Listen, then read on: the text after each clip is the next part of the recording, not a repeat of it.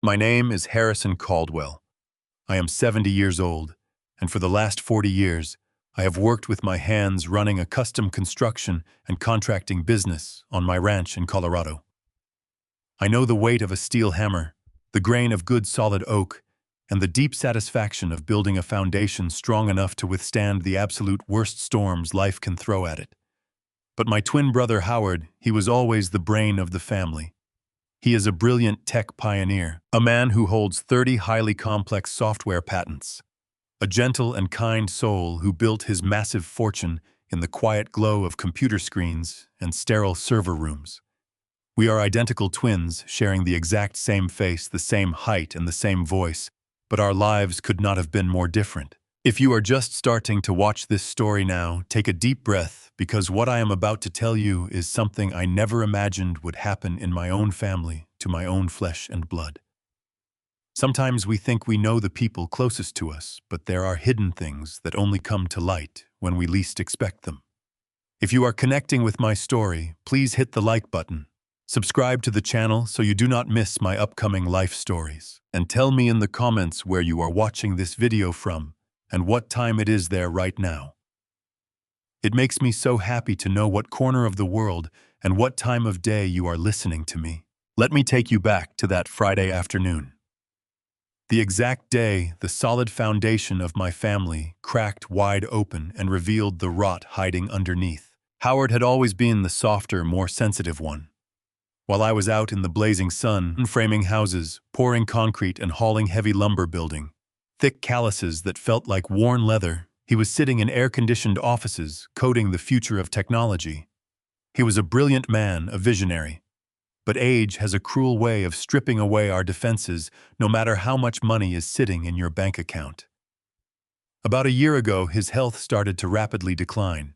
He became increasingly frail, his sharp memory grew a little foggy with early signs of dementia, and his physical strength completely faded.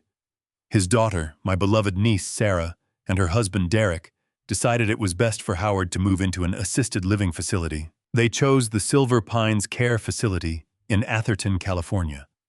It was supposed to be the best of the absolute best, a luxury 5-star retreat for the wealthy elite, a place where a man who had worked his whole life could rest in total comfort and supreme dignity. It cost thousands and thousands of dollars a month, paid directly from Howard's massive lifetime trust fund. Derek, always wearing a flawless, tailored suit and a bright, charming smile, assured me that he was personally overseeing every single aspect of Howard's care.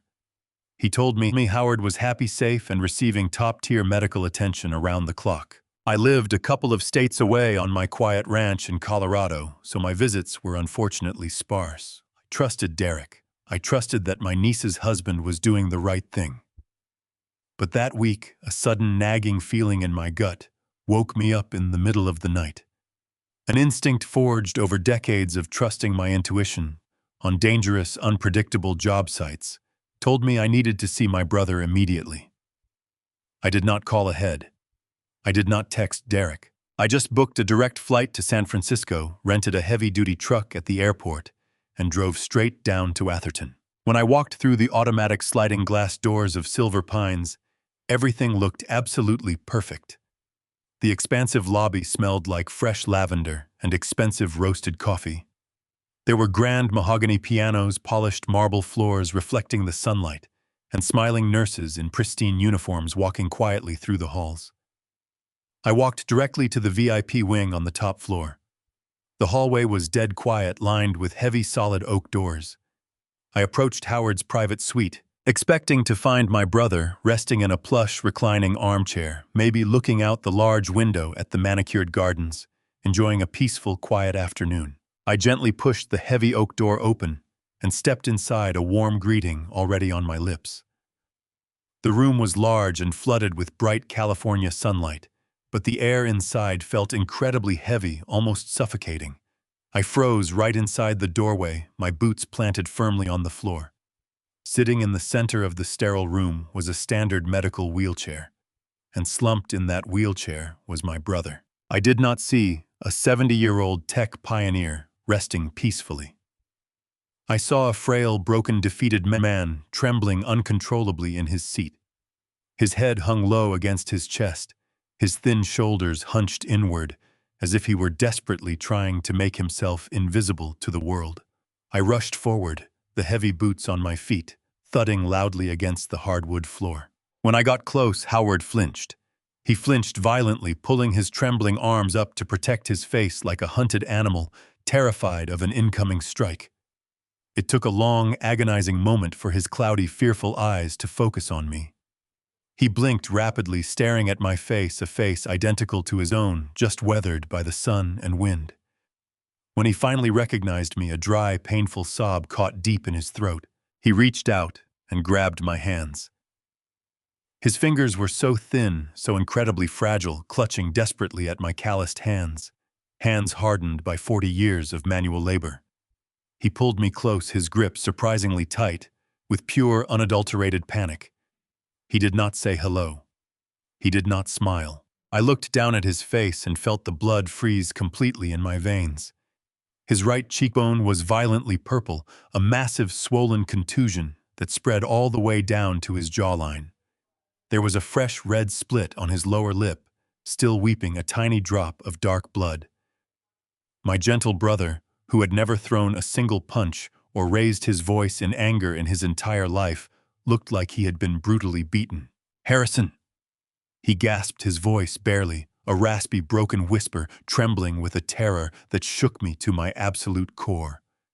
"Harrison, save me. He is going to kill me."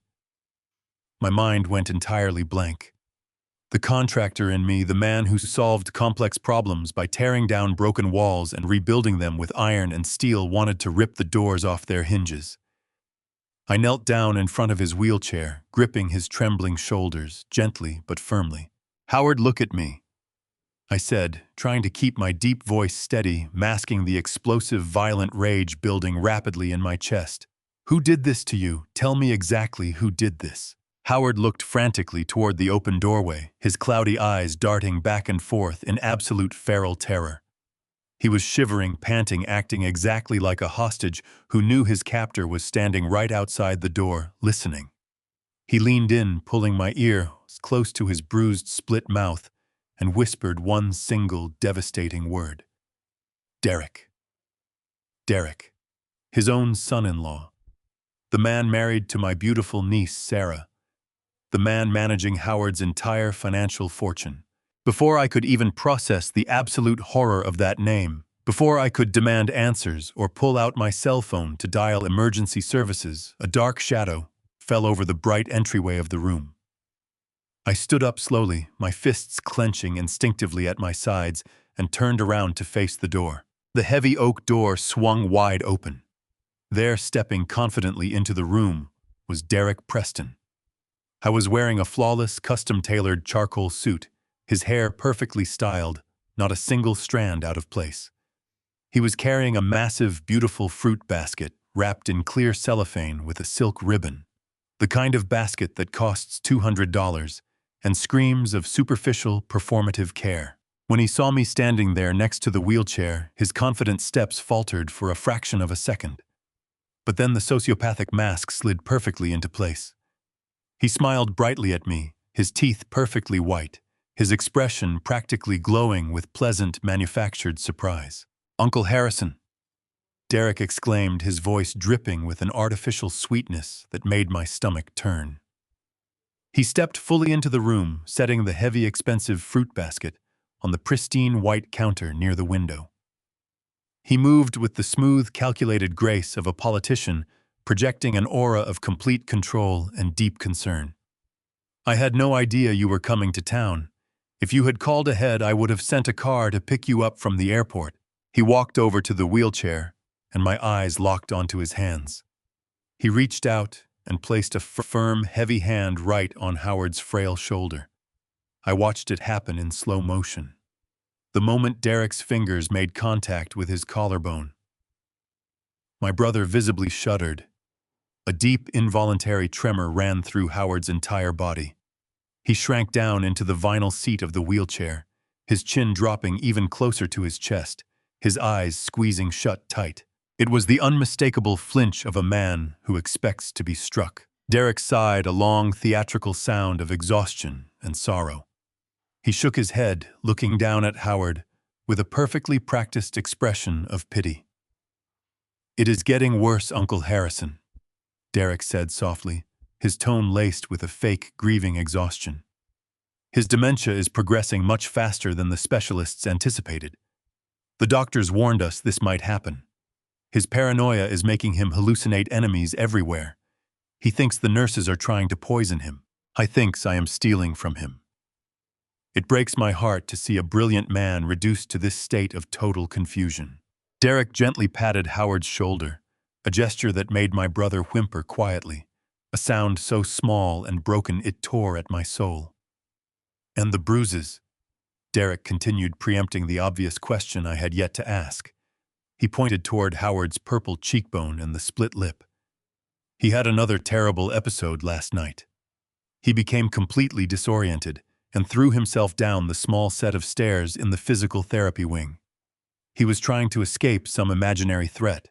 I have been up all night with the medical staff making sure he is stabilized."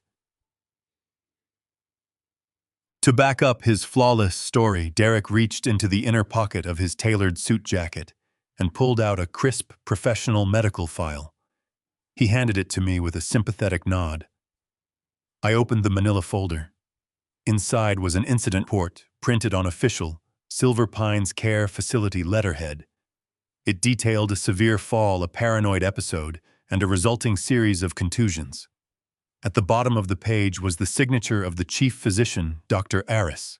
It looked perfectly legitimate. Everything was documented. Everything was legally covered. A casual observer, a distant relative who did not know any better, would look at this file, look at Derek's exhausted, caring face, and believe every single word. I stared at Derek's sympathetic face, keeping my expression entirely neutral. But I am not a casual observer. I am a master contractor. For 40 years, my livelihood has depended on my ability to look at a structure, analyze its geometry, and immediately spot the hidden flaws that could cause the entire foundation to collapse. I understand how physical forces work. I understand gravity impact and stress points. I lowered the medical file and looked closely at Howard's trembling arms resting on his lap. My eyes caught the dark bruising on his left wrist, extending just below the cuff of his gray sweater. Gravity does not grab your wrist and squeeze it. A fall down a flight of stairs might break a bone or cause a massive shapeless contusion. But a fall does not leave the distinct, perfect geometry of 4 oval shapes on one side of the wrist and a single deep thumbprint on the other. That bruising was the exact size and shape of a large, aggressive human hand. Someone had grabbed my brother with extreme violence, twisting his arm and dragging him against his will. While my mind processed this horrifying physical evidence, Howard's frail, bruised fingers slowly uncurled from his lap. His hand crept across the armrest of the wheelchair, his movements so slight they were almost imperceptible to anyone not looking directly at him. His thin, cold fingers found my rough, calloused palm. He held my hand and then he pressed his fingertips into my skin. Tap, tap, tap. A freezing chill shot straight up my spine. 3 distinct, deliberate taps. It was a silent distress code. When we were 8 years old, our mother married a man who drank too much and possessed a violently unpredictable temper. Howard and I spent years hiding from our abusive stepfather in the dark, cramped space beneath the floorboards of our childhood home. We developed a silent language to communicate in the absolute darkness, when making a sound meant severe punishment. 3 taps meant one specific thing. It meant the monster is right outside the door. Do not react, pretend everything is fine, and get me out of here as soon as you can. Howard had not forgotten. Beneath the fog of his declining health and the terror of his current reality, my brilliant twin brother was still in there, and he was begging me for a rescue. I felt a surge of adrenaline, so powerful it tasted like copper in the back of my mouth. Every muscle in my body coiled tight, I wanted to drop the medical file, reach across the wheelchair, grab Derek Preston by his perfect silk tie and beat the truth out of him until he could not stand. I wanted to tear him apart with my bare hands, but doing that would only give Derek the power. He had the medical file. He had the chief physician on his side. He had the legal authority. If I threw a punch, he would call the police, have me arrested for assault, and ban me from the facility forever. Howard would be left completely alone in the dark with a monster. I swallowed my rage. I forced it down deep into the pit of my stomach, locking it away behind a heavy steel door in my mind. I took a slow, measured breath, letting the tension completely drain from my shoulders. I looked up from the file and met Derek's eyes. I smiled. It was a warm, appreciative, grateful smile, the best piece of acting I have ever delivered in my entire life. "Derek," I said, infusing my deep voice with gentle relief, "I cannot tell you how much I appreciate everything you are doing. Managing dementia is an incredibly difficult burden, and seeing how well you have documented his care gives me tremendous peace of mind. I know Sarah is lucky to have a husband who steps up like this." Derek's posture relaxed instantly. The slight tension around his jaw melted away. He beamed at me, clearly satisfied that the old foolish country contractor had bought his lie hook, line, and sinker. "It is my absolute duty, Uncle Harrison," Derek replied smoothly, placing a hand over his heart. "Howard is family. We want him to have the most comfortable environment possible during these difficult times." "Well, you are doing a magnificent job," I continued, patting Howard's hand gently before pulling away. "In fact, seeing him in such capable hands means I do not need to alter my schedule. I just came to drop in and say a quick hello before I leave tomorrow morning.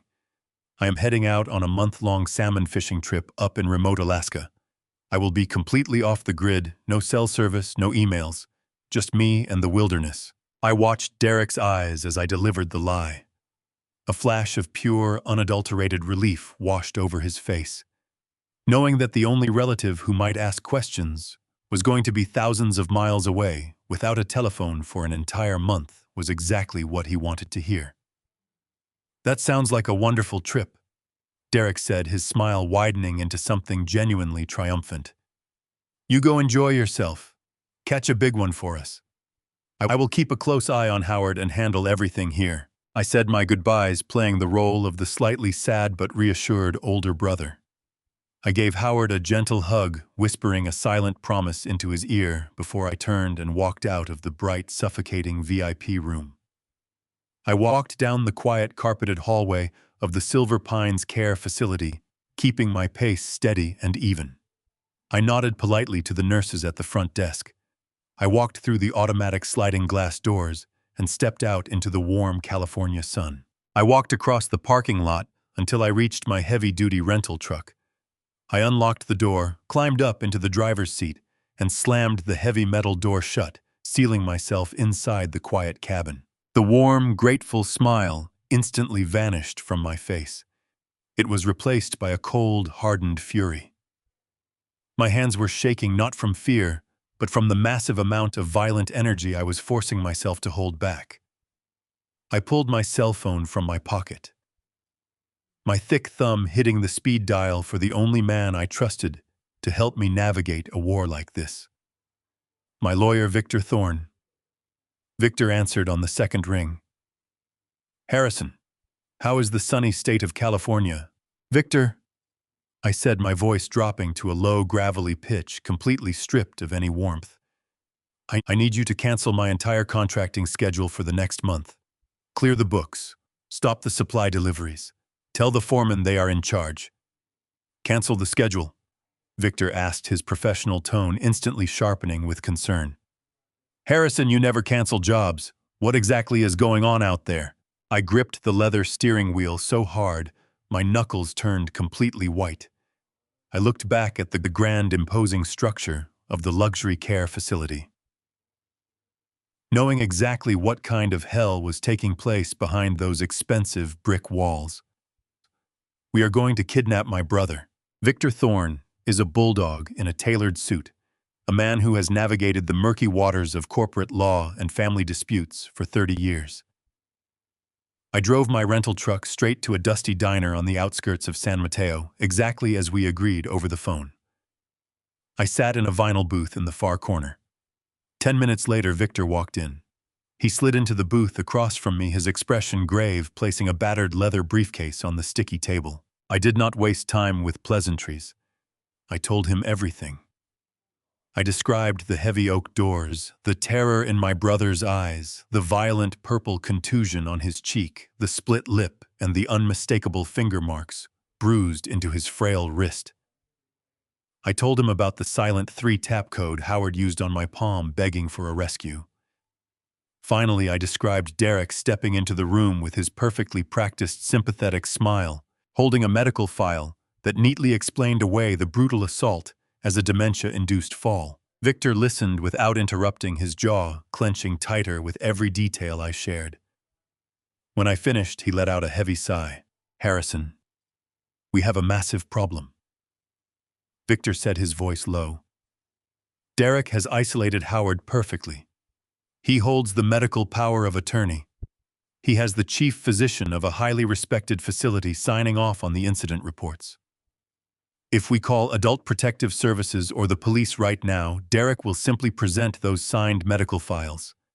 He will hire shark lawyers and claim you are an estranged brother trying to interfere with Howard's legitimate medical care." I felt a surge of hot anger. "We let that monster beat my brother to death while we file paperwork." Victor shook his head slowly. "If we go through the standard legal channels, an investigation will take at least 6 months just to get a hearing. Derek knows how to play the system. Given Howard's current physical state, your brother will not survive the week. Derek is creating a documented history of severe falls. He is laying the groundwork to explain a fatal injury." The reality of the situation crashed down on me. Derek had built an impenetrable fortress of legal lies around my brother. But I am a contractor. When a fortress cannot be breached from the outside, you have to tear it down from the inside. I looked at Victor, my mind racing. "Victor," I said, leaning across the table, "Howard and I are identical twins. We share the exact same face, the exact same height, the exact same fundamental build. The only difference is 40 years of lifestyle. I am healthy, strong, and deeply tanned. Howard is frail, pale, and broken."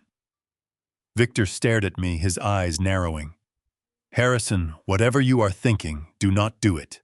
I am going to swap places with my brother," I said, my voice hardening into absolute certainty. "I will enter that Atherton mansion as Howard. I will gather the financial and medical evidence from the inside right under Derek's nose.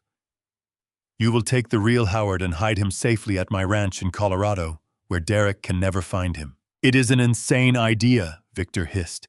"It is kidnapping. It is fraud. If Derek catches you, he will lock you in that house and you will be completely at his mercy." "Derek thinks he is dealing with a frail software engineer with dementia," I replied. "He has no idea what happens when he locks a master contractor inside his house. I know how to dismantle security systems, pick locks, and break down doors. I will get the proof we need to put him in federal prison, and I will do it from inside his own walls." Victor stared at me for a long, silent minute. He looked at the determination burning in my eyes. Finally, he closed his eyes, let out a deep breath, and nodded. "If we are going to do this, we have exactly 3 days to prepare," Victor said. "Derek is taking Howard to a private diagnostic clinic in San Francisco this coming Friday morning for a routine neurological checkup. That clinic has a rear exit and a very specific security protocol we can exploit. We rented a discreet motel room and turned it into a staging ground. I had to erase 40 years of sun damage and heavy lifting. We bought professional-grade theatrical makeup. I spent hours studying a recent photograph of Howard carefully applying pale foundation to mute my tan. I mapped out the exact placement of his age spots, recreating them on my own hands and face. I remembered the exact violent purple of his cheekbone and the split on his lip. Using dark eyeshadow and theatrical gels, I painted the trauma onto my own face, ensuring the geometry of the fake bruises matched the horrible reality of what Derek had done. I bought a specific ash-gray hair dye to match Howard's exact dull shade. But looking the part was only half the battle. I had to move like a man whose spirit had been crushed. I stood in front of the cheap motel mirror and forced my broad, sturdy shoulders to round forward. I hollowed my chest. I practiced a shuffling, uncertain walk, dragging my heavy boots across the carpet until it felt natural. I spent hours suppressing my deep, booming voice, forcing it down into a raspy, trembling whisper. I had to bury the fighter inside me and let the broken old man take the stage. By Thursday night, the transformation was complete. Victor walked into the motel room, carrying the medical scrubs and the janitor uniform he had sourced for the operation. He stopped dead in his tracks when he saw me. I was hunched over, staring vacantly at the wall, my face pale and bruised, my hands trembling in my lap. For a terrifying second, Victor thought I was actually Howard. "It is flawless," Victor whispered. "But Harrison, you have to remember. Once you are in that wheelchair, you cannot fight back. If Derek hits you, you have to take it. If you break character for even 1 second, he will know and he will kill you." I know, I rasped. "The contractor is ready." Friday morning arrived with thick fog. We parked near the private clinic. Victor sat in an unmarked sedan wearing a janitor uniform and carrying a large mop bucket. I sat in the passenger seat, wearing clothes matching Howard's gray sweater and khaki pants. At exactly 8:45, Derek's SUV pulled into the lot. We watched closely as Derek got out in another tailored suit. He opened the passenger door and roughly hauled Howard out, slamming him into a transport wheelchair. Victor looked at his watch. "It is time," he said. I slipped out into the cold morning air, hiding near the rear entrance. Victor grabbed his mop bucket, adjusted his cap, and walked confidently toward the side door. He stepped inside, moving purposefully down the hallway, heading directly toward the red glass of the clinic's emergency fire alarm. I crouched in the damp shadows of the rear alleyway, my back pressed hard against the cold brick wall of the private diagnostic clinic. The thick San Francisco fog clung to my skin, heavy and freezing, but I barely felt it. Every ounce of my concentration was fixed on the heavy steel door in front of me. I checked my watch. 8:48 in the morning. Victor had been inside for exactly 3 minutes. He knew the layout. He knew the security protocols. He knew exactly where the fire alarm pull station was located on the ground floor. I held my breath, waiting for the signal. Then it happened. A piercing electronic shriek tore through the quiet morning air. The fire alarm blared with a relentless mechanical rhythm echoing off the concrete walls of the alley. Almost immediately, the flashing red strobe lights began to pulse behind the frosted glass of the clinic windows. The trap was sprung. Inside the clinic, the sterile and orderly environment instantly dissolved into absolute chaos. I could hear the panicked voices of the nursing staff shouting instructions, the frantic shuffling of feet, and the heavy doors slamming open. I slipped on a light blue surgical mask, pulled my gray cap down low over my eyes, and stepped through the rear exit door just as a group of terrified patients began to evacuate. The hallway was a sea of confusion. Doctors in white coats were rushing to guide elderly patients toward the front exits, and right in the middle of that swirling madness I saw them. Derek was standing near the reception desk, his grip tight on the handles of my brother's transport wheelchair. He looked irritated, offended by the noise, and completely unaware of the trap closing around him. Before he could turn Howard toward the exit, Victor made his move. Dressed in his stained janitor uniform, Victor rushed forward, pushing a heavy mop bucket directly into Derek's path. With a calculated stumble, Victor collided hard with Derek's shoulder. The bucket tipped over, sending a massive wave of dirty and soapy water crashing directly over Derek's immaculate charcoal trousers and his expensive Italian leather shoes. Derek recoiled violently, his face twisting into an ugly mask of pure, unfiltered rage. He looked down at his ruined shoes, the soapy water soaking through the premium leather, and he completely lost his temper. He released the handles of Howard's wheelchair and began screaming at Victor. He called him a clumsy idiot and a worthless fool, demanding to know the name of his supervisor, threatening to have him fired and sued for the damage to his designer clothes. Victor played the part perfectly. He cowered, apologizing profusely, babbling in a panicked voice, and dropping his mop directly onto Derek's soaked shoes, just to infuriate him further.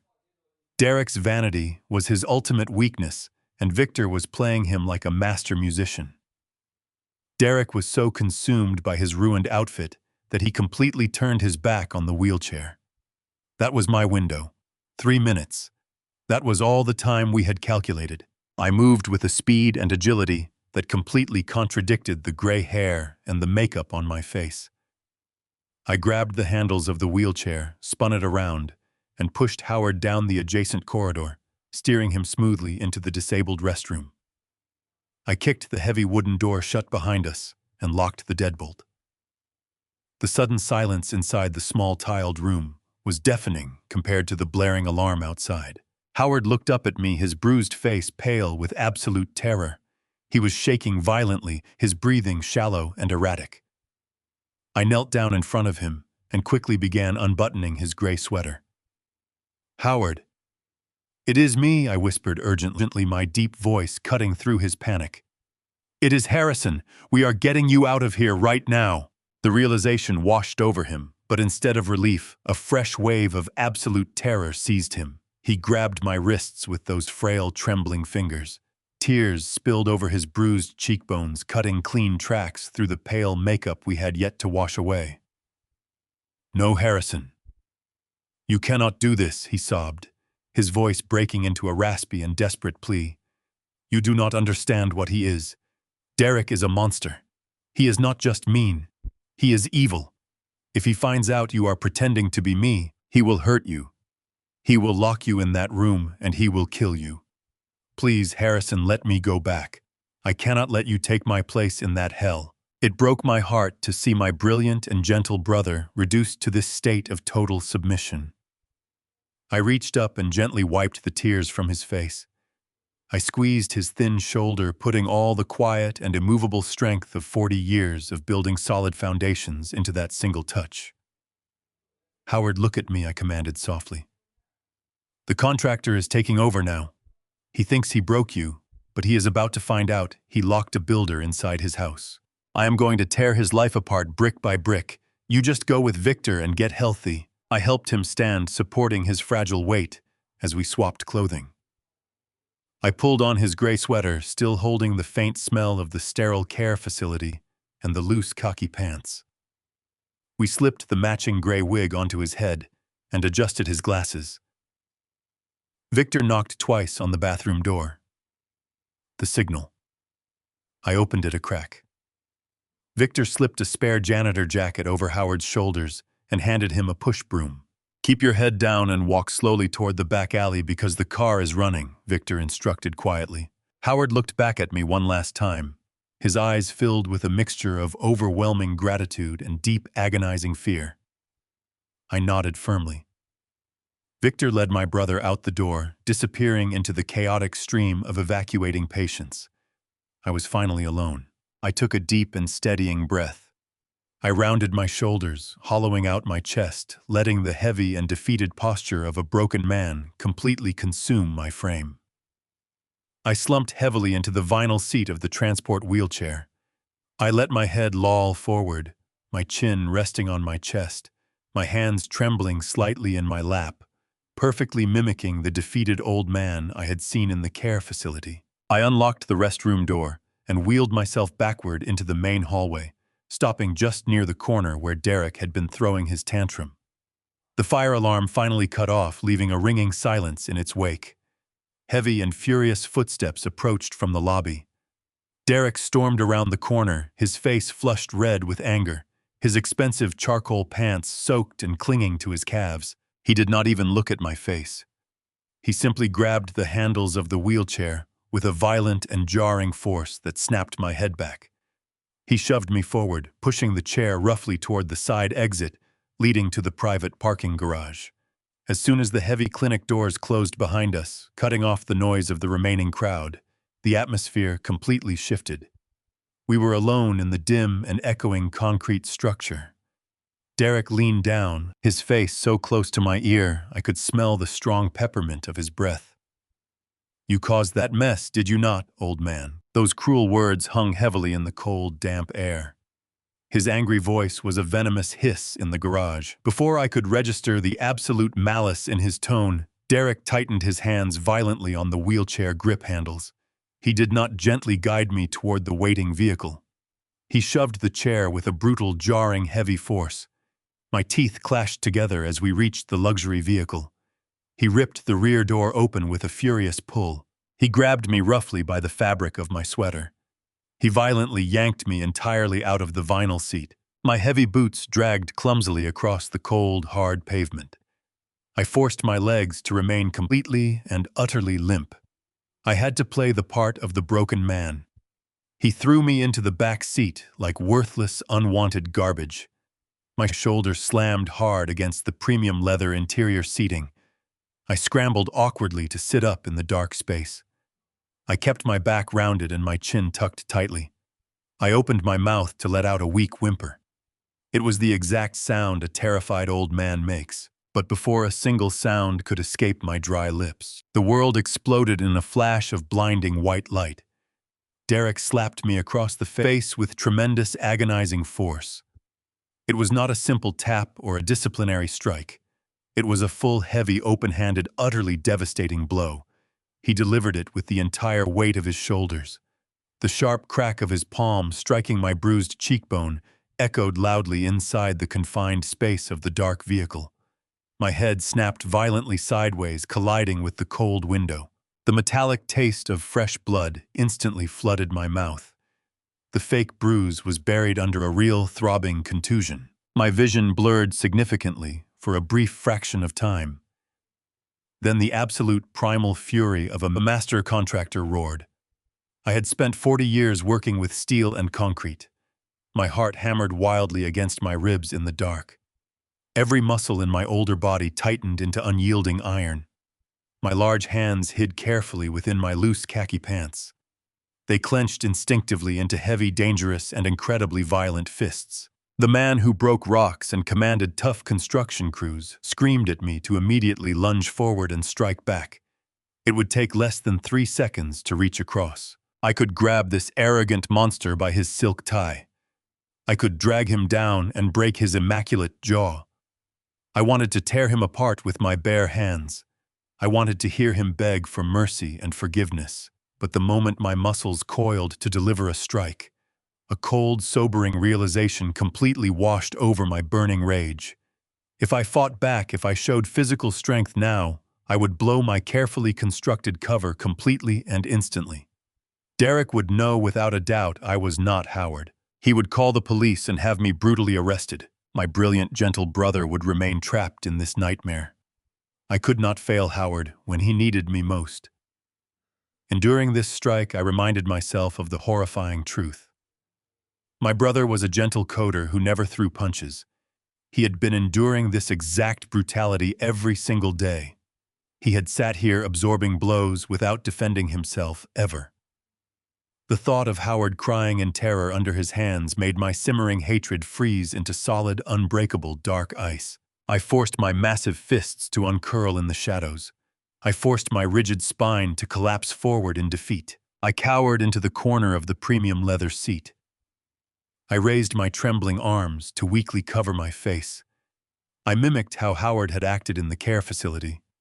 I let out a pathetic, broken whimper of total submission. Derek leaned into the vehicle, his breathing becoming slightly heavy.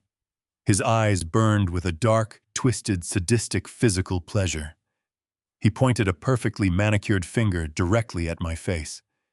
"You are going to sit there and remain absolutely quiet, you worthless burden. You have caused me enough trouble today." He slammed the heavy door shut, sealing me inside forever. He walked around the front of the expensive black vehicle. He straightened his tailored suit jacket and climbed inside smoothly. He started the engine, and we sped out of there. We merged roughly into the busy San Francisco morning traffic. The drive south toward Atherton was pure, agonizing psychological torture. Derek did not turn on the radio or speak once. He drove in a suffocating, heavy, and extremely oppressive silence. He occasionally glanced at me through the small rearview mirror. His look was full of absolute, unfiltered, and raw disgust. Every time his eyes met mine in the clear reflection, I made sure to avert my gaze in fake terror. I shrank further into the upholstery, playing the terrified victim. I sat there, tasting my own blood pooling in silence. I memorized every single detail of his smug, arrogant face. I silently promised him his days of power were ending. After nearly an hour of driving down the scenic highway, we finally arrived at the wealthy, exclusive enclave of Atherton. The massive wrought iron gates of his sprawling estate loomed. The mansion was a stunning display of incredible modern architecture. It sat on acres of perfectly manicured bright green lawns. It was surrounded by towering oak trees and security walls. It was a beautiful, heavily fortified, multi-million-dollar fortress. It was built entirely with money stolen from my brother. The heavy gates swung open smoothly, granting us full access. The vehicle glided down the long, sweeping, and elegant driveway. Derek parked the vehicle near the mansion's side service entrance. As soon as the engine cut off, his demeanor shifted. He took a deep, steadying breath to calm his nerves. He wiped the malicious, angry scowl completely off his face. The sociopathic mask of the caring son slid into place. He stepped out of this car with practiced, false gentleness. He opened my door and reached inside without any hesitation. He gripped my arm firmly and hauled me outside quickly. "Come along now, Howard," he said in a loud voice. He was clearly performing for a passing landscaper working nearby. "Let us get you inside where you can rest safely." His grip on my bicep, however, was brutally, painfully tight. His fingers dug into my flesh, guiding me very forcefully. We stepped inside the grand foyer through the wooden door. The house was cavernous, echoing with a cold, empty silence. The floors were imported marble. The ceilings were impossibly high. It was heavily decorated with massive, glittering, expensive crystal chandeliers. It smelled of expensive cleaning wax and total, absolute isolation. Derek did not lead me toward the beautiful, sunlit bedrooms. Instead, he dragged me down a long, narrow, dark hallway. We moved far away from the main, comfortable living areas. We stopped in front of a heavy, solid core door. He pushed it open and shoved me roughly inside immediately. I stumbled and fell onto the cold, hard, sterile floor. It was not a bedroom. It was a locking cell. The cold, sterile room was completely silent, except for the faint mechanical hum of the central air conditioning system. I lay motionless on the narrow, unforgiving mattress, staring up at the dark ceiling. In the far corner of the room, near the ceiling molding, a small security camera blinked with a steady, menacing red light. It was a constant reminder of the absolute control Derek believed he had over my brother. It was exactly 2 o'clock in the morning. Hours earlier, Derek had stormed back into this cell, demanding that I take a handful of heavy sedatives. He had shoved a paper cup of water against my split lip and practically forced the pills down my throat. I had played the part of the compliant, terrified victim perfectly. I had let my hands tremble as I took the pills, but with 40 years of bar fights and rough job sites behind me, I knew exactly how to hide them under my tongue. The moment he had locked the heavy door and his footsteps had faded down the long hallway, I had spat the bitter, dissolving capsules into a crumpled tissue and buried it deep inside the pocket of my loose khaki pants. I was wide awake. My mind was razor sharp, and my body, despite the throbbing ache in my bruised cheekbone, was coiled tight with adrenaline. Derek assumed I was heavily sedated, lost in a chemical fog, completely incapacitated. He was arrogant, and that arrogance was his greatest vulnerability. Knowing the camera was recording every slight movement on the bed, I moved with agonizing slowness. I carefully arranged the heavy synthetic blankets, bunching up the stiff pillows beneath the sheets to create the distinct rounded shape of a sleeping human body. I rolled onto my side, keeping my face hidden from the camera's wide-angle lens, and slowly slithered down the side of the bed. I dropped silently onto the cold, hard floor, making sure to stay completely flat against the vinyl tiles. I crawled slowly, inch by inch, pressing my stomach to the ground until I was completely out of the camera's blind spot. I crouched in the dark shadows near the base of the heavy solid core door. I ran my rough, calloused fingers over the smooth metal of the lock mechanism. It was a high-end, commercial-grade deadbolt, the kind designed to keep intruders out, or in this horrific case, to keep a vulnerable prisoner locked securely inside. Derek was a wealthy, calculated man who spared no expense on his personal security. He truly believed he had locked a frail, broken, mentally declining software engineer inside this room. He thought he was dealing with a man whose hands only knew the soft touch of computer keyboards and the quiet click of a mouse. He did not know that he had just locked a master contractor inside his own fortress. For 40 consecutive years, I had made my living building, installing, and dismantling custom security doors for high-end residential and commercial properties across the state of Colorado. I understood the complex internal geometry of locks better than most locksmiths. I knew exactly how the brass pins aligned, how the tension springs reacted to pressure, and exactly where the fatal flaws in the modern mechanical designs were hidden. I reached into the front pocket of my sweater and pulled out a sturdy steel paperclip I had managed to slip off the medical file Derek had handed me at the care facility. It was not much, but it would serve perfectly as a tension wrench. Next, I needed a pick. I crawled silently over to the baseboard air return vent. Using the edge of a small coin I had kept in my shoe, I carefully unscrewed the metal faceplate. I reached inside the dusty ductwork and snapped off a thin, rigid piece of steel support wire. I bent the tip of the wire against the hard floor, creating a slight, precise hook. I crept back to the door and knelt in the pitch-black darkness. I slid the bent paperclip into the bottom of the keyway, applying a gentle, constant rotational pressure with my left thumb. Then I inserted the makeshift steel wire pick into the top of the cylinder. I closed my eyes, completely blocking out the faint red glow of the security camera, and relied entirely on the tactile feedback traveling through the thin metal wires into my fingertips. I felt for the first binding pin. I applied a tiny amount of upward pressure until I felt a microscopic click. One pin set. I moved deeper into the mechanism, finding the second pin. Another tiny click echoed in the silence of the room. I breathed slowly and evenly through my nose, keeping my heart rate steady. The contractor inside me was fully awake, working with the calm, methodical precision of a man who had spent a lifetime solving impossible physical problems. 3 pins. 4 pins. The final pin was stubborn, resisting the upward push, but I adjusted the tension on the paperclip just a fraction of a millimeter. The 5th pin snapped into place. With a smooth, satisfying rotation, the heavy internal deadbolt slid back. I had picked the commercial lock in under 60 seconds. I grasped the cold metal door handle, knowing that heavy doors often squeak on their hinges due to the sheer weight of the solid wood. I gripped the handle tightly and lifted upward with all my strength, taking the heavy pressure off the metal hinge pins before slowly pulling the door open. It swung inward without making a single sound. I slipped out of the sterile cell and stepped silently into the dark, cavernous hallway of the Atherton mansion. The air outside the room was much cooler, carrying the faint scent of expensive hardwood polish and lingering citrus cleaning supplies. The massive house was draped in heavy, oppressive shadows.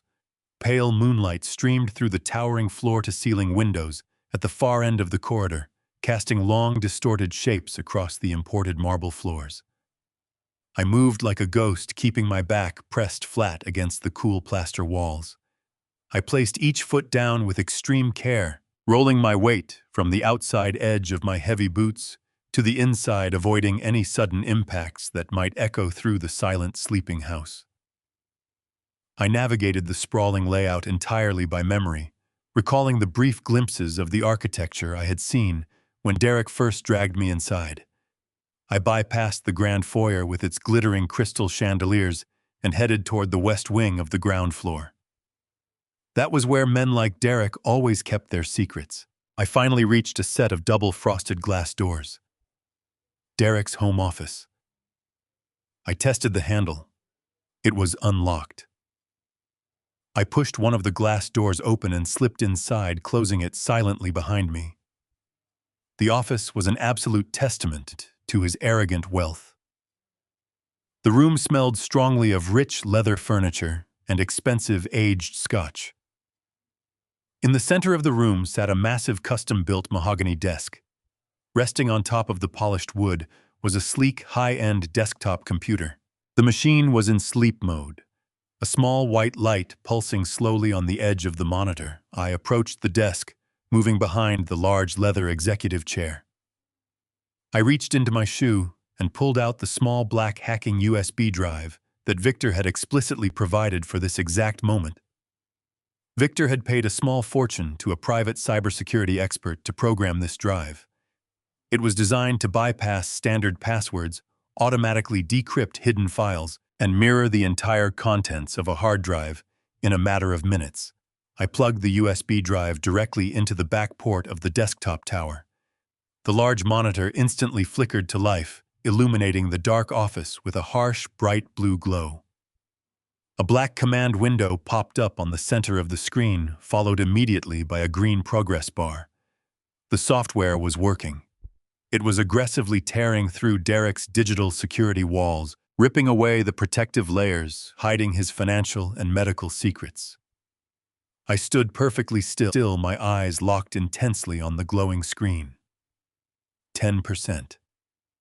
The numbers climbed slowly, agonizingly. 30%. I could feel a cold bead of sweat slowly roll down the side of my neck, tracing the edge of the fake dark purple bruise makeup. 50%. The silence in the massive house felt heavy, almost suffocating. I prayed the machine would work faster. I needed the solid, undeniable proof to put this monster behind bars forever. 70%. 80%. The digital extraction was almost entirely complete. Just as the green progress bar ticked forward to 81%, a sudden sharp sound shattered the absolute silence of the night. It was the distinct heavy creak of a wooden floorboard groaning under the weight of a human foot. The sound came directly from the dark hallway, just a few feet outside the frosted glass doors of the home office. Approaching footsteps echoed softly against the marble floor, moving closer and closer to the room. Someone was coming. The heavy, deliberate sound of footsteps echoed loudly against the imported marble floors of the hallway. Someone was definitely coming. My heart slammed violently against my ribs, pumping a massive surge of pure adrenaline through my entire body. I had less than 3 seconds to react before the frosted glass doors of the home office swung open. My eyes darted to the glowing computer monitor. The green progress bar had just hit 100%. The digital extraction was completely finished. My thick, calloused fingers moved with lightning speed. I reached behind the massive mahogany desk, grabbed the small black USB drive, and yanked it out of the computer port. The bright blue glow of the monitor instantly vanished, plunging the luxurious room back into heavy, suffocating darkness. I closed my massive fist tightly around the small plastic drive, hiding it completely within the palm of my hand. The brass doorknob began to slowly turn. I had to make a split-second decision to completely sell the illusion of a broken, senile old man. If Derek caught me standing behind his desk fully alert and composed, the entire operation would end in absolute disaster. I threw my pride entirely out the window. I dropped heavily to my knees, letting my body collapse awkwardly onto the center of his incredibly expensive, intricate Persian rug. I hunched my shoulders forward, tucked my chin tight against my chest, and made the ultimate sacrifice to protect my disguise. I deliberately relaxed my muscles and emptied my bladder directly onto the premium woven fabric. The warm liquid soaked rapidly through my loose khaki pants and spread out across the priceless rug. It was the most humiliating thing I had ever done in my entire 70 years of life, but it was the only way to convince a sociopath that I was completely out of my mind. The double doors burst open with a violent, jarring crash. The harsh, blinding overhead lights flickered on, instantly flooding the room with a painful, artificial brightness that made me squint. I let out a sharp, high-pitched shriek of fake terror, perfectly mimicking the panicked sound my brother Howard had made at the care facility. Standing in the doorway was Derek Preston. He was no longer wearing his immaculate tailored suit. He was dressed in expensive silk pajamas, his face twisted into a mask of pure, unfiltered rage. His knuckles were completely white as he gripped the handle of a heavy steel golf club. He held the club raised high above his shoulder, fully prepared to strike down an intruder. His dark eyes scanned the luxurious room frantically, before finally landing on my pathetic, hunched form, trembling in the center of the floor. When he realized it was just me, his aggressive fighting stance faltered for a fraction of a second. The intense, murderous rage in his eyes rapidly shifted into absolute, undeniable disgust. I immediately began to perform. I babbled absolute nonsense, stringing together broken words and confused, desperate phrases. I clawed frantically at the wet fibers of the Persian rug with my free hand, my fingernails digging deeply into the expensive material. I rocked my body back and forth, keeping my gaze firmly fixed on the floor, refusing to make eye contact with him. I sounded completely delirious, lost in a terrifying hallucination created by a failing, diseased mind. "Look what you are doing," I mumbled frantically, my voice high and raspy. "The water is rising. We have to stop the water. They are coming for us. Help me stop the water." My performance was utterly pathetic, stripped of all human dignity, and it worked flawlessly. Derek slowly lowered the heavy golf club, leaning it against the edge of the mahogany desk. He took a single step toward me, the leather soles of his slippers sinking slightly into the damp, ruined section of the rug. The strong, unmistakable smell of urine began to fill the warm air of the closed office. Derek wrinkled his nose in profound revulsion. He looked down at me as if I were a diseased animal that had somehow wandered into his pristine, perfect life. "You disgusting, worthless old fool," he spat, his voice trembling with a hateful, quiet fury. "Do you have any idea how much this rug cost? It is a genuine antique, and you ruined it with your filthy, pathetic lack of control." I continued to babble and cry out, rocking back and forth faster, raising my free arm over my head, as if to shield myself from imaginary falling debris. I made sure to keep my right hand firmly planted against my stomach, ensuring the stolen USB drive remained completely concealed. Derek did not care about my supposed mental episode. He only cared about his damaged possessions. He stepped closer, pulling his leg back, and delivered a swift, brutal kick directly into my exposed ribs. The heavy impact of his foot striking my side sent a sharp, brilliant flash of agonizing pain tearing through my chest. The breath was violently knocked completely out of my lungs. I tasted copper in the back of my mouth as I collapsed entirely onto my side, clutching my ribs in genuine physical agony. I let out a loud, pathetic wail, curling my body into a tight, defensive ball on the wet floor. The contractor inside me screamed for immediate vengeance. My massive muscles tightened, involuntarily begging to rise up, grab the metal golf club, and shatter his arrogant face. But I forced myself to absorb the strike, burying my overwhelming anger beneath the necessary facade of a helpless, broken victim. He did not offer a single word of comfort or medical concern. He leaned down, his face twisted in pure repulsion, and grabbed the thick collar of my gray sweater. With a sudden, aggressive heave, he dragged me forcefully across the beautiful hardwood floors. My heavy boots scraped loudly against the polished wood as he hauled my dead weight down the long, cavernous hallway. Every time my bruised ribs bumped against a doorframe, a fresh wave of blinding pain shot through my torso. He finally reached the sterile locking cell. He threw me inside with absolute contempt, letting my body slam harshly onto the cold vinyl tiles. The heavy, solid core door slammed shut, and the commercial deadbolt locked with a loud final click. I lay perfectly still on the hard floor, waiting until his angry footsteps completely faded away into the silent house. I was bruised, soaked, and humiliated beyond human measure, but I had won the battle. I pushed myself up slowly, entirely ignoring the throbbing ache in my side, and moved directly into the camera's dark blind spot. I reached down and pulled a sleek microphone out of my heavy shoe. I opened my clenched fist, revealing the small black USB drive, completely intact and completely dry. I plugged the drive directly into the phone's charging port.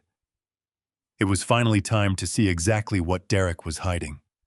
The absolute truth was only a few seconds away from being fully exposed. I was finally going to uncover the massive, devastating financial crimes he had been committing against my brother. The sound of his angry footsteps faded into the cavernous mansion. I remained perfectly still on the cold vinyl floor of the sterile locking cell.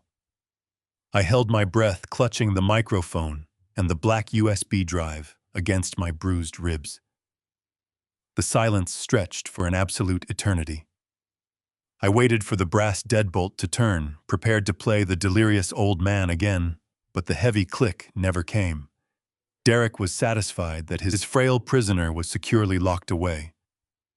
I exhaled a slow, shaky breath and pushed myself up.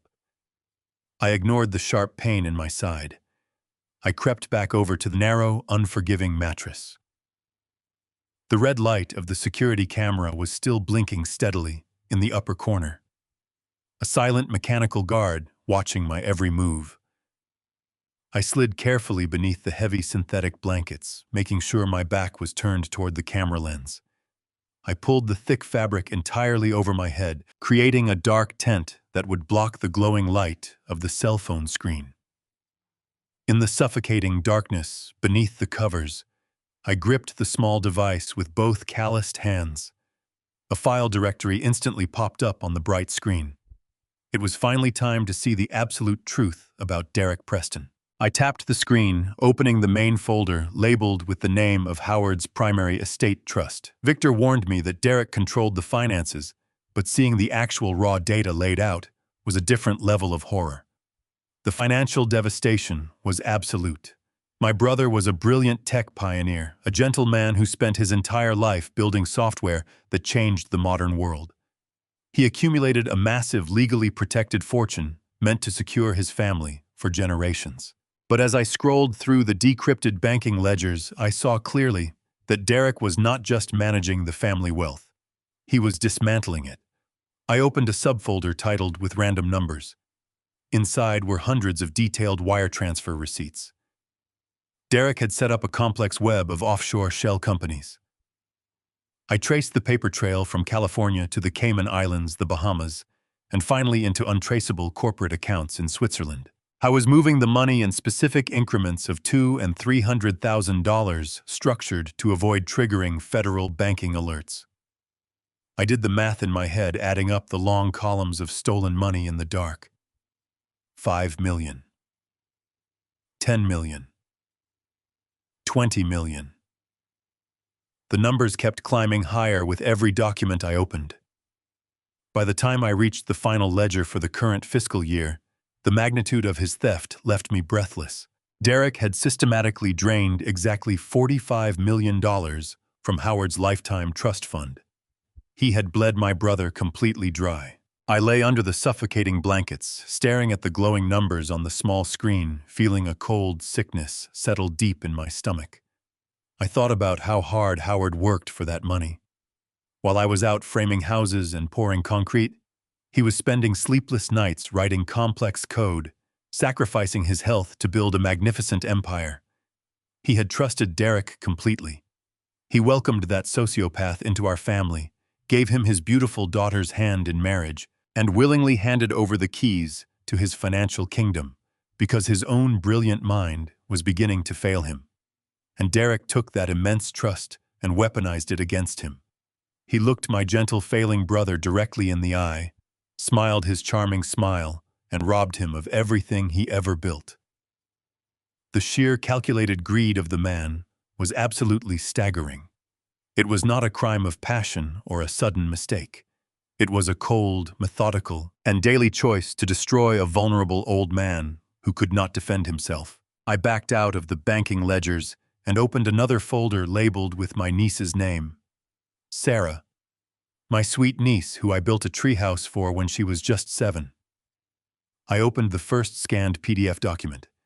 It was a comprehensive legal power of attorney combined with an absolute waiver of her inheritance rights.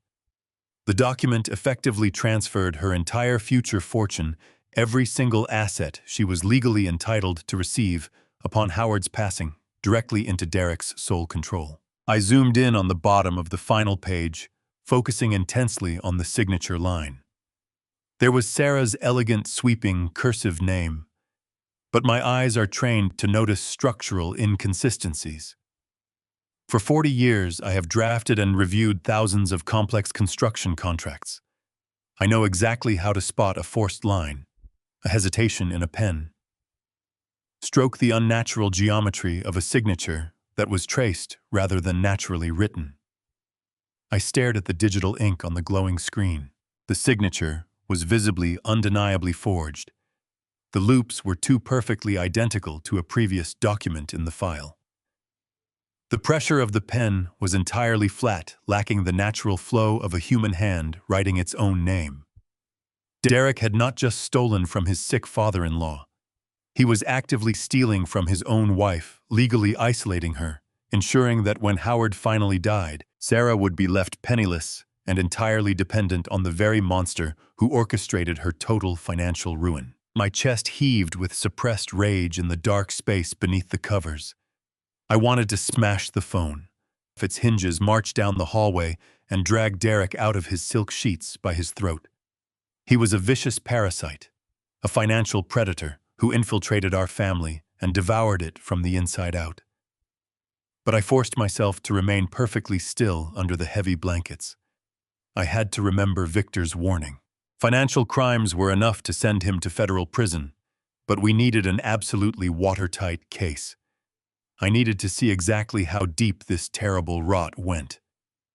I exited the legal folder and returned to the main directory. At the very bottom of the screen, hidden behind 3 layers of encrypted security that Victor's hacking software successfully bypassed, was a single folder. It was simply labeled Medical. I hesitated for a fraction of a second, my thumb hovering over the glass screen. A primal instinct, the exact gut feeling that warns a master builder not to step onto a compromised floor. Joyce told me that I did not want to see what was hidden inside that folder. The financial theft of $45 million was devastating, but money was just paper and digital numbers. It could be frozen by authorities. It could be tracked. It could eventually be recovered. But the heavy sinking feeling in my chest told me that Derek's cruelty did not stop at stealing bank accounts. I took a slow, deep breath, steadying my trembling hand, and tapped the screen to open the hidden medical directory. The classified documents began to load one by one in the dark space beneath my blankets. What I found there in the pale blue light of the cell phone screen made the massive financial theft look like a harmless misdemeanor. My blood ran completely cold. I opened the very first document in the hidden medical directory. It was a long, meticulously archived chain of highly encrypted emails between Derek's private secured account and an external server address. I recognized the recipient's name immediately from the official medical files I had reviewed back at the Atherton facility. It was Dr. Aris. He was the chief physician, the man deeply entrusted with my brother's daily care and well-being. The emails were clinical, cold, and entirely transactional, completely stripped of any normal human empathy. I scrolled downward through the attached files, uncovering a long series of digital wire transfer receipts. Every single month, precisely on the 15th day, Derek was systematically depositing exactly $50,000 directly into a hidden offshore banking account belonging to Dr. Aris. This was not a standard medical retainer or a premium care fee. This was a massive, ongoing, and highly illegal bribe. The esteemed chief physician of a luxury care facility was entirely in Derek's pocket. I was functioning as a highly paid, utterly corrupt mercenary, disguised perfectly in a pristine white coat. My hands trembled violently in the dark as I realized the absolute terrifying vulnerability of my brother's situation. Howard was locked inside a medical fortress, where the primary caregiver, the very man sworn by an oath to protect him, was actually a paid accomplice to his daily abuser. I swallowed the bitter taste of bile rising in my throat and forced my thumb to tap the screen opening the next digital file in the dark folder. It was a heavily detailed daily digital log kept meticulously by Derek himself. The title of the document simply read, Sarah's Regimen. My stomach twisted into a painful, agonizing knot as I read the daily clinical entries. For months, Derek had convinced our entire extended family, his wealthy friends, and even Sarah herself, that she was suffering from severe natural and debilitating clinical depression. He constantly blamed her failing mental health on the overwhelming stress of her father's rapidly declining condition. He played the public part of the devoted suffering and incredibly patient husband to absolute perfection. But the devastating truth glaring at me from the bright screen was purely undeniably evil. Sarah was not naturally depressed. She was not suffering from a tragic mental breakdown. For the past 2 entire years, Derek had been secretly crushing heavy mind-numbing, industrial-grade medical sedatives and dissolving them directly into her morning coffee. He meticulously documented the exact chemical dosages required to keep his own wife in a constant, heavy, inescapable chemical fog. I was deliberately, methodically poisoning the woman he promised to love and protect every single morning. He did this to keep her completely docile, easily manipulated, and utterly unaware of the absolute financial ruin he was orchestrating right behind her back. He had chemically chained my beautiful bright niece to her own bed so she would never have the mental clarity to ask questions about the forged legal signatures or the missing millions from her father's trust. My heart ached as I remembered the sharp, brilliant, and energetic young woman Sarah used to be, now reduced to a chemical zombie by the monster sleeping just down the hall. But the final heavily encrypted document in the folder contained a horror so profound, so intensely malicious, that it made the cold air in the sterile cell feel completely unbreathable. It was a short email thread dated just 2 days ago, marked with urgent, high-priority red flags. The subject line was chillingly simple. Finalizing Friday. I read the exchange between Derek and Dr. Aris, my heart hammering a violent, terrifying, and rapid rhythm against my ribs. They had established a rigid, unchangeable, and lethal timeline. This coming Friday afternoon, exactly 3 days from now, Derek planned to bring a corrupt notary public directly into this very room. He was going to forcefully present the final overarching software patent release forms to Howard. Once my brother's trembling, bruised hand signed away the very last piece of his intellectual legacy, his usefulness to Derek would officially and permanently end. The email outlined the final medical procedure with terrifying clinical precision. Once the ink was dry on those legal documents, Dr. Aris would personally arrive at the Atherton mansion carrying a specialized medical bag. He would administer a lethal, highly concentrated intravenous dose of potassium chloride directly into my brother's frail bloodstream. The medical terminology in the emails explained exactly why they chose this specific deadly chemical for the execution. Potassium chloride, when administered in a massive sudden intravenous dose, causes immediate catastrophic and completely fatal cardiac arrest. More importantly to these monsters, the chemical dissipates rapidly and naturally in the human body, leaving absolutely no suspicious trace behind during a standard routine medical autopsy. They were going to pass it off as a natural tragic heart attack caused by the overwhelming stress of his advanced age and dementia. They were going to brutally murder my gentle, brilliant brother in exactly 3 days, legally inherit his entire remaining financial empire, and walk away as grieving survivors without a single drop of blood on their immaculate hands. I stared blindly at the glowing screen in the suffocating darkness beneath the heavy synthetic blankets. The sheer magnitude of Derek's sociopathic cruelty was completely paralyzing. He was not just a greedy thief or an abusive coward. He was a cold, highly calculating murderer, confidently counting down the hours until his final payday. I very carefully unplugged the small black USB drive, returned it safely to my pocket, and hid the microphone deep inside my heavy leather boot. I lay completely flat and perfectly still on the hard vinyl floor, staring up into the heavy shadows, furiously formulating a plan of attack. Hours passed in a tense, agonizing, and heavy silence. Slowly, the pale gray light of early morning began to stream through the small, high window of the locking cell. The mechanical red light of the security camera continued to blink steadily in the corner, watching my unmoving form. Suddenly, the distinct heavy metallic click of the commercial deadbolt echoed loudly through the quiet room. The heavy solid core door unlocked and slowly pushed inward. Sarah silently walked in. She was holding a small wooden tray, carrying a simple bowl of warm oatmeal and a glass of water. She moved with a slow, shuffling, entirely mechanical gait. I looked up at her face from the bed. Her beautiful eyes were completely blank, deeply vacant, and heavily glazed over from the fresh morning dose of sedatives her husband had just fed her. Looking at her hollow, drug-induced stare, a profound and absolute realization washed over my entire soul. I could not fight this massive, complicated war from inside this locked cell alone. I desperately needed a completely lucid ally on the outside. I absolutely had to wake her up right now. I watched her approach the edge of my narrow bed through half-closed eyes.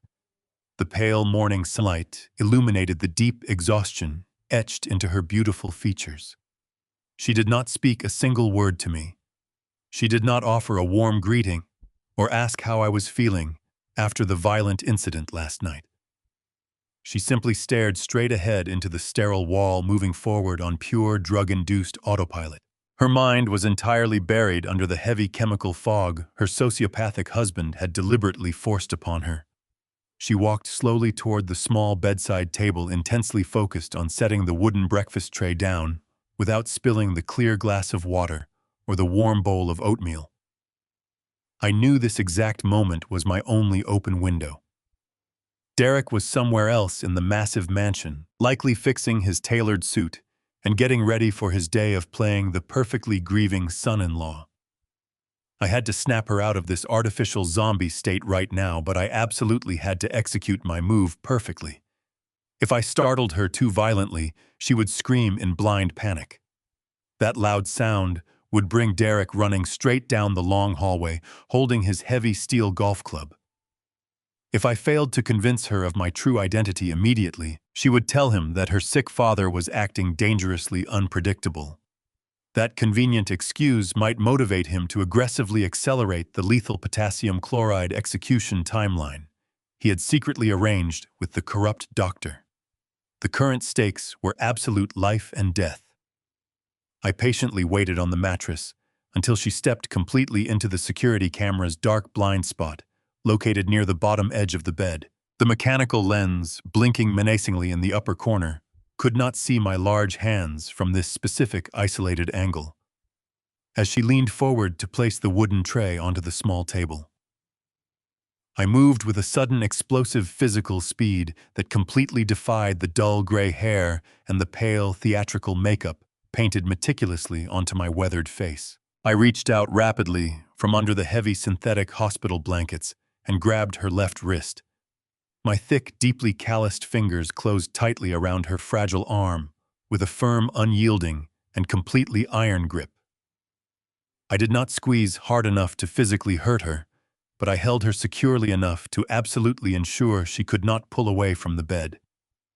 Sarah gasped sharply. Her heavily glazed eyes immediately widened in sudden, profound shock. Her entire frame tensed up, instinctively anticipating an erratic, violent physical outburst from a dangerously dementia-stricken old man. She opened her mouth to let out a loud, terrified cry for immediate help. But before a single fearful sound could escape her dry lips, I dropped the pathetic elderly facade completely and totally. I released the artificially rounded, defeated hunch from my tense shoulders. I straightened my rigid spine firmly against the thin mattress, letting my broad contractor chest expand fully with a deep breath.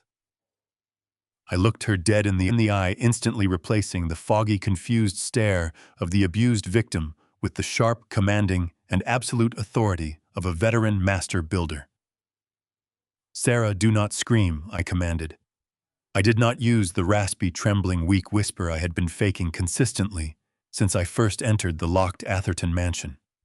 I spoke clearly in my natural, deep, gravelly voice.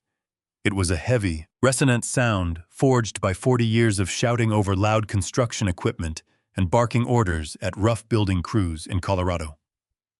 The familiar sound hit her like a massive physical blow.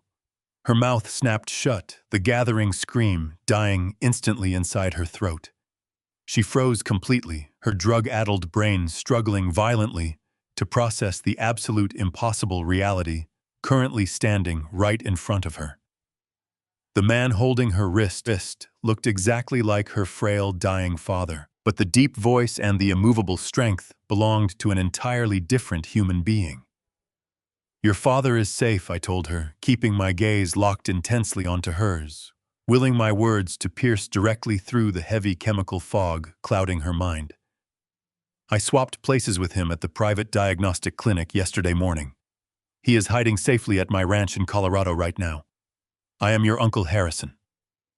The initial confusion on her pale face deepened directly into pure, paralyzing, unadulterated disbelief.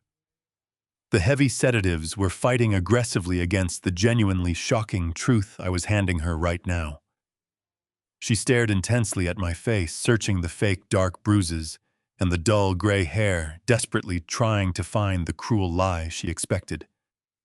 I knew my identical twin face and my deep natural voice were not quite enough to fully break the deep psychological programming Derek had forcefully inflicted upon her over the past 2 entire years. I had to prove it to her beyond any shadow of a doubt. I had to quickly give her something incredibly specific, a deeply personal family memory only the 3 of us knew. "Listen to me," I whispered urgently, squeezing her wrist gently but firmly to keep her securely grounded in the present physical moment. "When you were exactly 7 years old, Howard tried to carefully build you a wooden treehouse in the backyard of your old family home. He used the wrong structural nails, and the main support beam collapsed completely under the sheer pressure. He was totally devastated because he wanted it to be perfect for you. I flew in directly from Colorado the very next morning, bringing my heavy professional building tools. When I finally finished successfully reinforcing the entire wooden structure with solid steel bolts to guarantee your safety, I handed you a bright yellow hammer. I knelt down, looked directly into your eyes, and said the exact same words I am telling you today. A solid foundation never breaks, little bird. You just have to know exactly where to correctly place the strong steel." The absolute realization finally hit her like a bolt of lightning striking dry earth. The thick, cloudy veil of the heavy daily sedatives shattered completely into invisible pieces. Genuine hot tears immediately welled up inside her beautiful eyes, washing away the terrible dead stare. Her lower lip began to tremble violently as she fully recognized her protective uncle. She knew that specific childhood memory was completely real. She knew that I was really here. The overwhelming relief of knowing she was finally safe washed completely over her trembling frame. She tightly gripped my strong forearm, silently weeping in pure gratitude. But before she could speak a single desperate word of confirmation, the dangerous illusion of safety was brutally ripped away. Derek's loud, booming voice echoed aggressively from the dark corridor outside. "Honey, is the pathetic old man giving you trouble again today?" His heavy, angry leather footsteps rapidly approached the locked, solid core bedroom door. I instantly felt the terrifying weight of his dark presence bearing down upon us. We had entirely run out of precious time, and the ultimate dangerous performance of our shared lives was suddenly forced to immediately begin again, right now, completely, forever. I had no time to waste.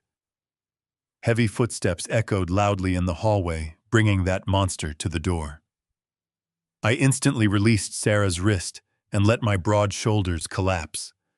I hollowed my chest, tucking my chin down to recreate the posture of a broken old man. I threw myself back onto the thin mattress, plunging my bare hands directly into the bowl of hot oatmeal on the tray. The thick porridge burned my skin, but I ignored the pain and began babbling nonsense in a high, terrified whimper. Sarah stared at me, her wide eyes reflecting a brilliant flash of sudden comprehension. The deep chemical fog had finally lifted. She snapped instantly into survival mode. Just as the doorknob turned, she grabbed the edge of the wooden tray and purposefully yanked it backward. The tray flipped off the bedside table and crashed violently onto the hard vinyl floor with a deafening shatter. Glass broke into a dozen pieces. Water splashed across the sterile tiles. Derek burst through the doorway, his face twisted into an ugly snarl of pure irritation. He looked down at the ruined breakfast and glared at his wife with absolute disdain. Sarah immediately dropped to her knees, keeping her head bowed submissively. She apologized profusely, her voice trembling with perfectly faked panic, saying her hands had slipped because she felt clumsy this morning. Derek scoffed loudly, stepping carefully over the spilled water to avoid ruining his expensive shoes. He looked at me sitting on the bed, with my hands covered in sticky oatmeal, and sneered in disgust. He called me a disgusting burden who was ruining his entire morning routine. He aggressively ordered Sarah to clean up the mess and get out immediately. The rest of that long day felt like an agonizing lifetime. I remained locked inside the sterile cell, forced to play the part of the delirious victim every time the heavy door opened. Derek came in twice to check on me, his eyes filled with cold, calculating malice. But my thoughts were completely focused on Sarah. I hoped the memory I shared had been powerful enough to keep her grounded in reality. I prayed she had the strength to resist the heavy sedatives her husband would force upon her. When the sun set and the mansion fell quiet, the real test began. I lay perfectly still under the synthetic blankets, watching the red light of the security camera blink steadily in the dark corner. I waited through the long, silent hours of the night. The digital clock on my stolen hidden phone slowly ticked forward. Midnight passed. Then 1 in the morning. The cavernous house was dead and completely silent. Finally, at 2 o'clock in the morning, the commercial deadbolt clicked softly. The solid core door opened just a crack, and a slender shadow slipped silently into the room. It was Sarah. She moved with new agility, staying low to the ground and creeping directly into the camera's blind spot near my bed. She was fully awake. Her beautiful eyes were bright, sharp, and clear of the dull, glazed look that had plagued her that morning. She had successfully faked taking her nighttime pills, likely spitting the bitter capsules into the sink when Derek turned his back. She knelt on the cold floor beside my mattress, her breathing shallow and fast. I slowly pushed the heavy blankets aside and sat up in the suffocating darkness. I did not need to say a single word. I reached down into my heavy leather boot and pulled out the sleek, hidden phone. I kept the screen tilted downward, shielding the pale blue light with my body so the security camera could not capture the glow. I plugged the small black USB drive into the charging port and opened the decrypted financial files. I handed the device directly to my niece. Sarah took the phone with trembling hands. I gently guided her finger across the glass screen, showing her the absolute financial devastation her husband had secretly orchestrated. I watched her read through the complex ledgers tracing the massive offshore shell companies he had established in the Cayman Islands. I showed her the long list of wire transfers that had systematically drained $45 million from her father's lifetime trust fund. Her breathing hitched, but she remained completely silent. Then I opened the legal folder and showed her the absolute waiver of her own inheritance rights. I pointed to the bottom of the digital document, highlighting the elegant cursive signature that legally surrendered her entire future to Derek's sole control. She stared at her forged name, her eyes widening in pure horror, as she realized he was planning to leave her completely penniless. But the financial theft was only the beginning. I gently took the phone back and tapped on the heavily encrypted medical folder. I opened the daily digital log labeled with her name, showing her the exact dosages of sedatives Derek had been secretly dissolving into her morning coffee for the past 2 entire years. She read the clinical descriptions of how her own husband had been systematically poisoning her mind to keep her docile and easily manipulated. And finally, I opened the urgent email thread between Derek and the corrupt chief physician, Dr. Eris. I forced her to read the finalized execution plan scheduled for this coming Friday. She read the horrifying details of how they intended to force her father to sign the final software patent releases before administering a completely lethal, untraceable dose of potassium chloride directly into his frail bloodstream. The absolute staggering truth crashed down upon her all at once. Sarah broke down in silent, agonizing sobs. Her entire body shook violently as she fully realized that the man she had loved and trusted for 10 years was a cold, sociopathic monster actively planning to murder her innocent father in cold blood. She clutched her chest, struggling to breathe through the overwhelming wave of grief and betrayal. She grabbed my arm desperately and reached for the phone, whispering frantically that we needed to call emergency services immediately to arrest him. I firmly grabbed both of her trembling shoulders, holding her steady in the dark. I looked directly into her tear-filled eyes and shook my head. I told her we absolutely could not call the police right now. If we called them with just these digital files, Derek would immediately hire a team of ruthless shark lawyers. He would claim the files were manipulated, tie the case up in federal court for years, and use his stolen wealth to evade true justice. We had to let him proceed with his arrogant plan. We had to wait patiently until Friday afternoon. We needed to catch that monster red-handed with the deadly needle physically in his hand. Sarah slowly wiped the hot tears from her pale cheeks. The heartbreaking sorrow in her eyes rapidly vanished entirely, replaced by a new cold and calculated fury. The heavy drug-induced haze was gone forever, and the strong, resilient woman I remembered had finally returned. She looked at me with absolute, unwavering determination. "Tell me exactly what we need to do, Uncle Harrison." "First, you have to keep playing the part perfectly," I whispered in the dark, keeping my deep voice low and steady. "Derek cannot suspect a single thing has changed. Starting tomorrow morning when he gives you those pills, you do not swallow them. You hide them under your tongue, excuse yourself to the bathroom, and flush them away. You must act exactly as you have been acting for the past 2 years. Docile, confused, completely numb." Sarah nodded firmly in the shadows, her face hardened by a new brilliant resolve. Tuesday morning arrived with a suffocating tension that settled over the Atherton mansion like a heavy, invisible blanket. I lay in my sterile locking cell, playing the part of the broken, delirious old man while the real war began just outside my door. It was the beginning of a high-stakes psychological thriller, and my brave niece was the lead actress. Derek went through his usual morning routine with a terrifying practiced efficiency. He dissolved the heavy sedatives into a cup of coffee and brought it directly to Sarah. I listened to the faint murmur of their voices down the long hallway. Sarah accepted the cup with a vacant smile. She took a slow sip, holding the bitter liquid in her mouth. She waited for Derek to turn his back to check his expensive wristwatch, and then she quickly slipped into the master bathroom. She spat the poisoned coffee into the sink, rinsed her mouth, and flushed the remaining sedatives down the toilet. It was a dangerous, incredibly risky performance. If Derek had turned around 1 second too soon, the entire operation would have collapsed instantly.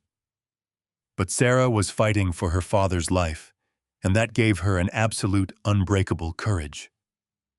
As the heavy chemical fog slowly lifted from her brain over the next 48 hours, her mind cleared entirely.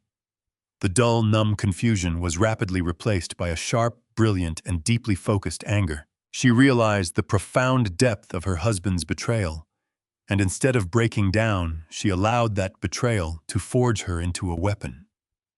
She walked through the massive, luxurious house, performing the role of the perfect, obedient wife. She nodded silently when Derek spoke down to her. She apologized when he criticized her housekeeping. She endured his arrogant, dismissive attitude with a blank stare, hiding the burning, absolute fury resting just beneath the surface of her beautiful eyes. While Sarah managed the psychological battlefield upstairs, I was coordinating the physical trap from inside my locked cell. We needed an uncompromised line of communication to the outside world, something completely untraceable by Derek's sophisticated home network. My lawyer, Victor Thorne, is a man who knows exactly how to navigate impossible situations. He arranged for a specialized, discreet food delivery service to bring my meals, bypassing the facility caterers Derek had originally hired to feed his prisoner. On Wednesday afternoon, a delivery driver wearing a standard uniform approached the side entrance of the mansion. He handed a heavy insulated paper bag directly to Sarah. Hidden perfectly inside the false bottom of a simple soup container was a cheap, untraceable burner phone. Sarah waited until Derek was locked inside his home office, reviewing his stolen financial ledgers before she snuck into my room. She slipped the small black phone into my calloused hand. I immediately hid it beneath my mattress out of the security camera's direct line of sight. That night, hiding completely under the heavy synthetic blankets, I powered on the device and dialed Victor's secure number. The connection was established in seconds. I told him we had the files. I told him we had the absolute proof of the financial theft, the forged signatures, and the emails detailing the potassium chloride plot scheduled for this coming Friday. Victor let out a long, heavy breath on the other end of the line. He told me he had a trusted contact at the Federal Bureau of Investigation. He described an experienced senior agent who specializes in high-level corporate fraud and attempted murder. Victor was looping him into the operation right now.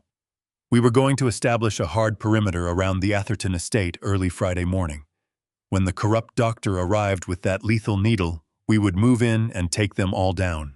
The trap was officially set, but we needed absolute, undeniable visual proof of the execution attempt occurring inside the locked bedroom to ensure Derek could never negotiate a favorable plea deal. We needed eyes inside the room that Derek did not control. Thursday morning, while Derek was out of the house attending a fake business meeting, Sarah initiated the most dangerous phase of our entire operation. She had quietly ordered tiny, high-definition micro-cameras online using a secure account Victor had set up for her. She walked into my sterile cell carrying a small aluminum step stool, moving with extreme caution to avoid the sweeping angle of Derek's installed security camera. She positioned the stool directly beneath the metallic air conditioning vents near the ceiling. She used a simple flathead screwdriver to carefully remove the painted metal grates. Her hands were incredibly steady as she placed the tiny adhesive-backed camera lenses deep inside the dark ductwork. She angled them perfectly to capture the entire span of my narrow bed and the heavy wooden door. She completely bypassed Derek's expensive closed-circuit security system, creating an independent, secure video feed that transmitted directly to the federal agents waiting outside. Thursday night slowly approached. The atmosphere inside the cavernous house felt incredibly fragile, like a taut wire ready to snap violently under the slightest amount of pressure. Tomorrow was the designated day of the execution. Tomorrow was the day my brother was supposed to die. I sat on the edge of the thin mattress, staring blindly at the blank wall running through the timeline in my head over and over again. Every single piece had to align perfectly. At exactly 10 o'clock that night, the heavy commercial deadbolt on my door clicked loudly. The solid wood door swung open, and Derek Preston walked into the room alone. The harsh overhead lights cast long, menacing shadows across his perfectly tailored suit. He walked slowly toward my bed, his leather shoes clicking sharply against the cold vinyl floor. As he leaned over me, the strong, unmistakable scent of expensive aged scotch washed over my face. He had been drinking, celebrating his anticipated victory prematurely. His eyes were dark, glassy, and completely devoid of any human empathy. He looked down at my gray hair and my bruised face, fully believing he was staring at a defeated, dying man. "Enjoy your last night," Howard Derek whispered.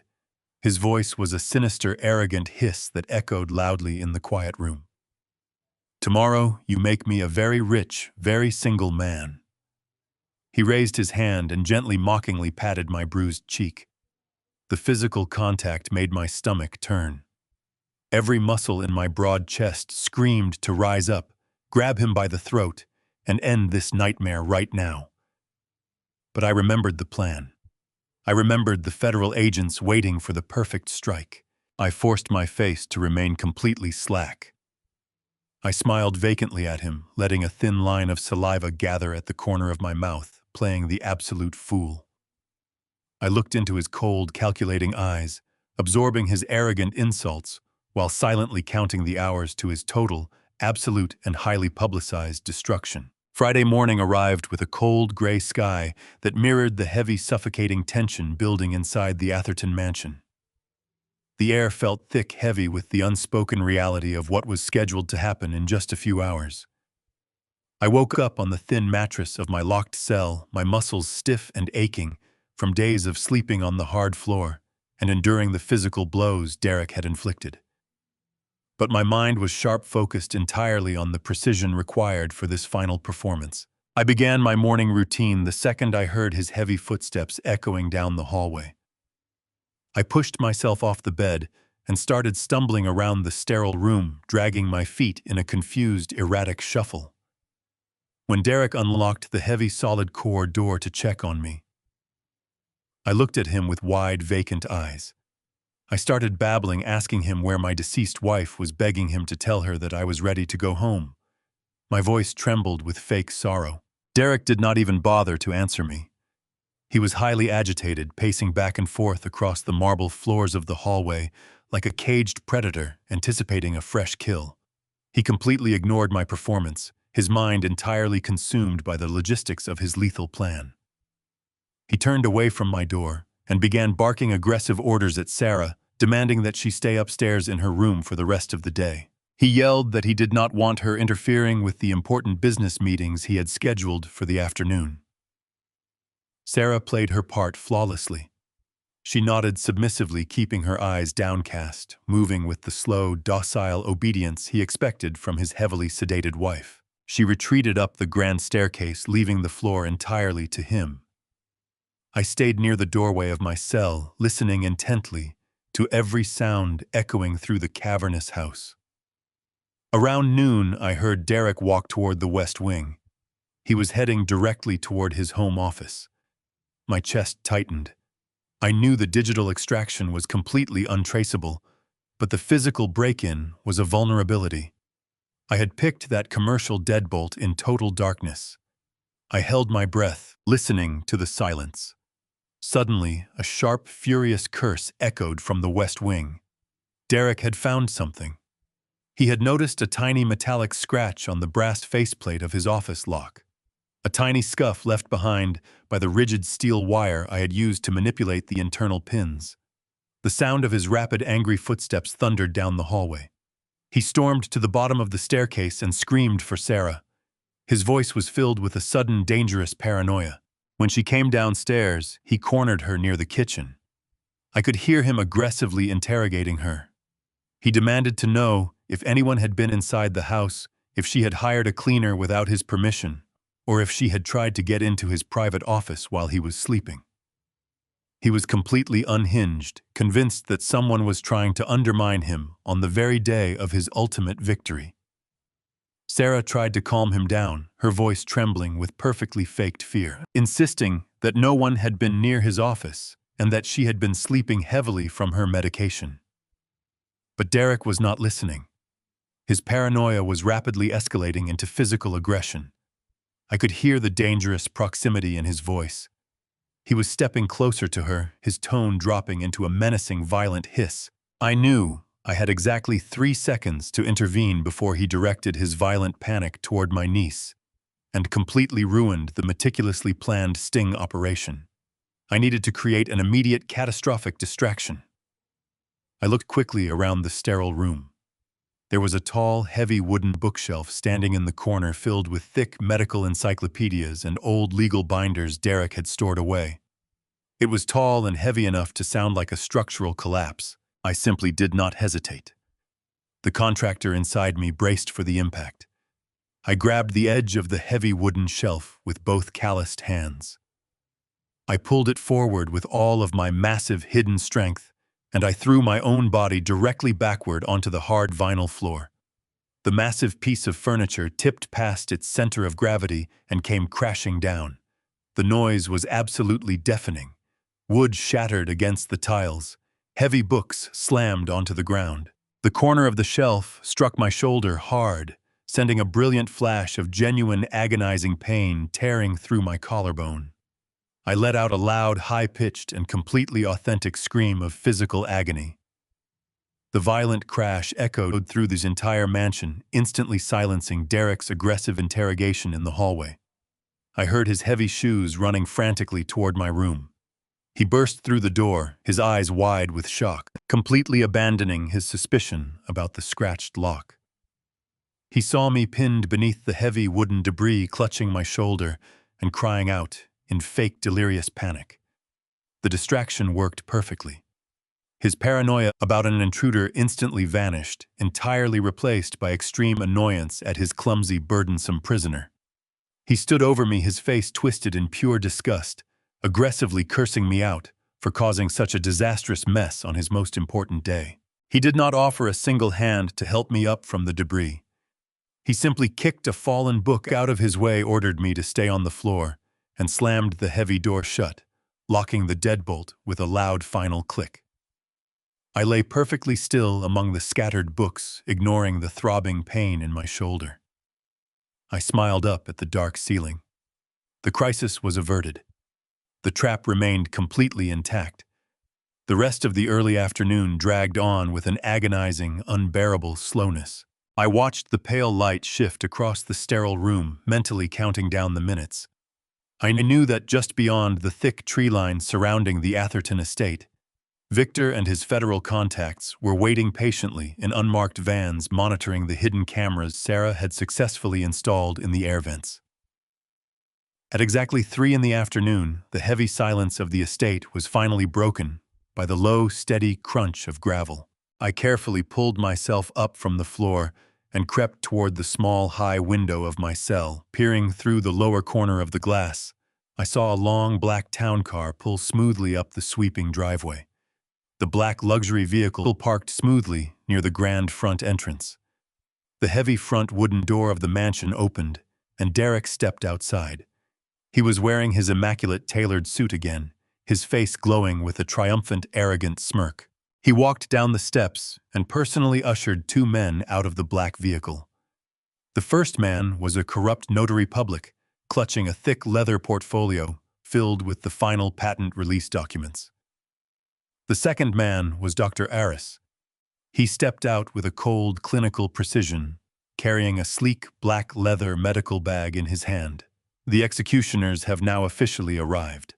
The heavy tread of their footsteps echoed down the cavernous hallway, moving closer to my sterile locking cell. Each step sounded like the steady beating of a funeral drum. I backed away from the small window and sat heavily on the thin mattress. I forced my shoulders to round forward, hollowing my chest and letting my hands tremble in my lap.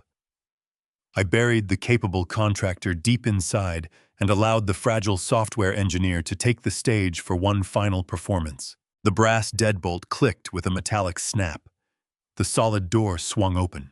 Derek Preston stepped inside first. He looked immaculate in his tailored charcoal suit, his hair perfectly slicked back, his posture radiating absolute confidence. He was no longer playing the part of the grieving caretaker. The false sympathy was completely gone, replaced by a cold, predatory stare. Behind him walked the corrupt notary public, a nervous-looking man, tightly clutching a brown leather portfolio. And finally, Dr. Aris entered the room. The chief physician looked entirely out of place in the cold cell. He carried a black medical bag, his face a clinical mask. Derek turned around and pushed the heavy wooden door shut. He reached out and turned the deadbolt, locking all 4 of us inside. The loud click echoed off the vinyl tiles sealing the trap. The executioners were in position. Set it up right here, Derek ordered, his voice echoing with aggressive authority. He pointed to the small, sterile table positioned in the center of the room, beneath the harsh glare of the overhead light. The notary nodded quickly, his hands shaking slightly as he unzipped his portfolio. He pulled out a massive stack of legal documents, meticulously arranging them on the flat surface. I knew exactly what those papers were. They were the final software patent releases, the legal instruments designed to permanently transfer my brother's brilliant intellectual legacy directly into Derek's sole control. The notary smoothed the pages, placing a small yellow sticky note next to every signature line. While the notary prepared the paperwork, Dr. Aris moved toward the sink in the corner of the room. He did not speak a single word to me. He did not perform a basic medical check. He simply opened his black bag and pulled out a pair of pale blue surgical gloves. He snapped them onto his hands with clinical precision. He reached back into the bag and produced a clear plastic syringe and a glass vial. I watched through half-closed eyes as he inserted the needle into the rubber stopper and slowly drew a thick, clear liquid into the cylinder. Potassium chloride. The lethal, untraceable chemical weapon they had chosen to stop my brother's gentle heart forever. The liquid caught the harsh overhead light as the doctor tapped the side of the syringe with his gloved finger, pushing a tiny air bubble out of the needle tip. The casual, routine way he prepared the deadly injection made my blood run completely cold. He was treating murder like a standard flu shot. Derek watched the doctor prepare the syringe, a twisted smile creeping across his arrogant face. He turned his attention back to me, sitting hunched on the edge of the mattress. The time for pretending was over. He marched aggressively across the short distance between us. He did not gently guide me by the arm. He reached down and grabbed me roughly by the thick fabric of my gray sweater collar. His manicured fingers twisted the fabric tight, choking me slightly as he violently hauled me to my feet. I let my body remain entirely limp, forcing myself to stumble and drag my heavy boots across the vinyl floor as he dragged me toward the table. Every muscle in my contractor body screamed to break his grip, to shatter his jaw, to tear him apart right there. But I held the fury back, locking it behind a wall of discipline. I let him push me roughly into the hard wooden chair positioned in front of the legal documents. Time to sign the patent releases. Howard, Derek hissed, leaning down so close to my face I could smell the strong scent of his breath mint. You are going to write your name exactly where the yellow tabs are. Be a good boy, sign the papers, and the doctor here will give you a little shot that makes all the confusion, all the pain, and all the burden finally go away. He reached into his tailored jacket pocket and pulled out a premium gold fountain pen. He slammed it down onto the desk right next to the stack of papers. The loud smack of the heavy metal made the corrupt notary flinch nervously. Do it now, Derek commanded, his voice dropping into a lethal, uncompromising threat. No games. You sign these papers right now, or I swear to God I will make your final moments in this room a living, agonizing hell. I sat frozen in the hard wooden chair, my head bowed, my shoulders slumped in absolute defeat. I slowly lifted my gaze, letting my eyes wander across the horrifying tableau laid out before me. I looked at the terrifying clear liquid resting inside the plastic syringe held lightly in the corrupt doctor's gloved hand. I looked at the massive stack of complex legal documents waiting to be stolen by a parasite. And finally, I looked directly at Derek. I was standing tall, his arms crossed confidently over his chest, looking down at me with a triumphant, arrogant smirk. He believed he had won.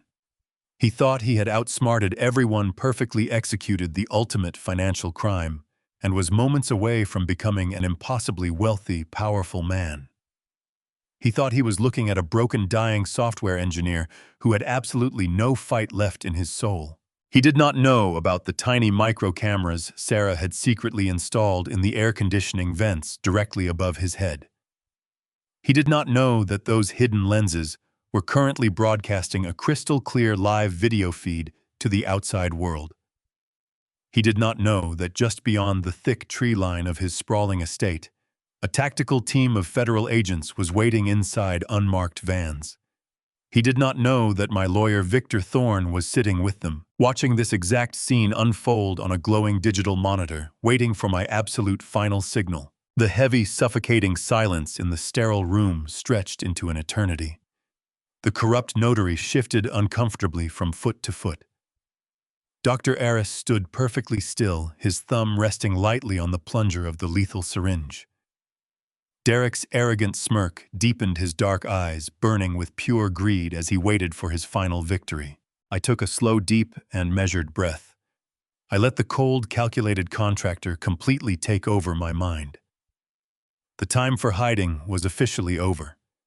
The trap was perfectly set, the evidence was absolutely undeniable, and the executioners were caught red-handed inside the locked room.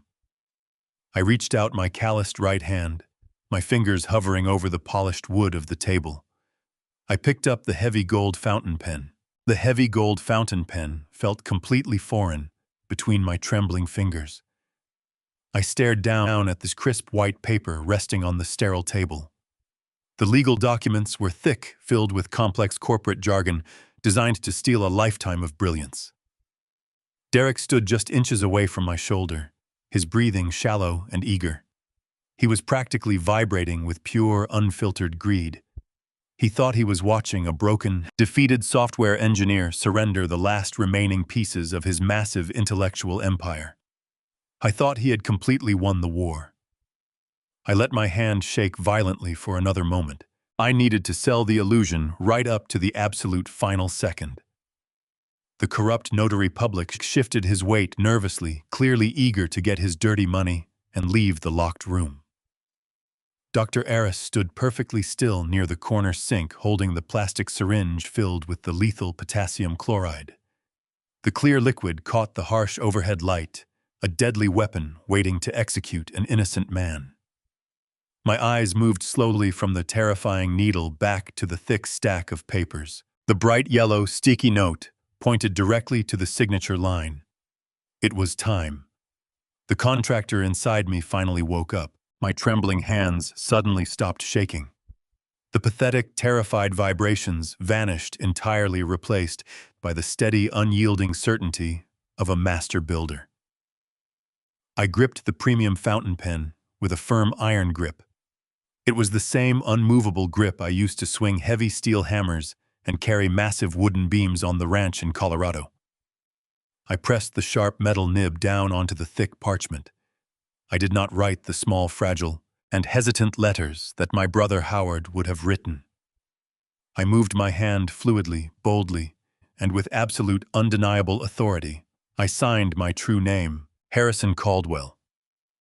The dark blue ink flowed beautifully across the page, leaving a massive, sweeping signature that stretched far beyond the designated legal line. I placed the heavy gold pen back down onto the wooden table with a soft, deliberate click. The sound echoed clearly in the suffocating silence of the locked room. Derek immediately snatched the paper off the table. He was moving so fast, entirely blinded by his own toxic ambition.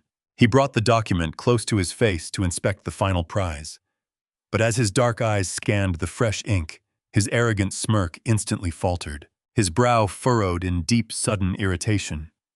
He stared at the bold letters, his brain struggling to comprehend the simple words written on the page. He let out a sharp, frustrated sigh.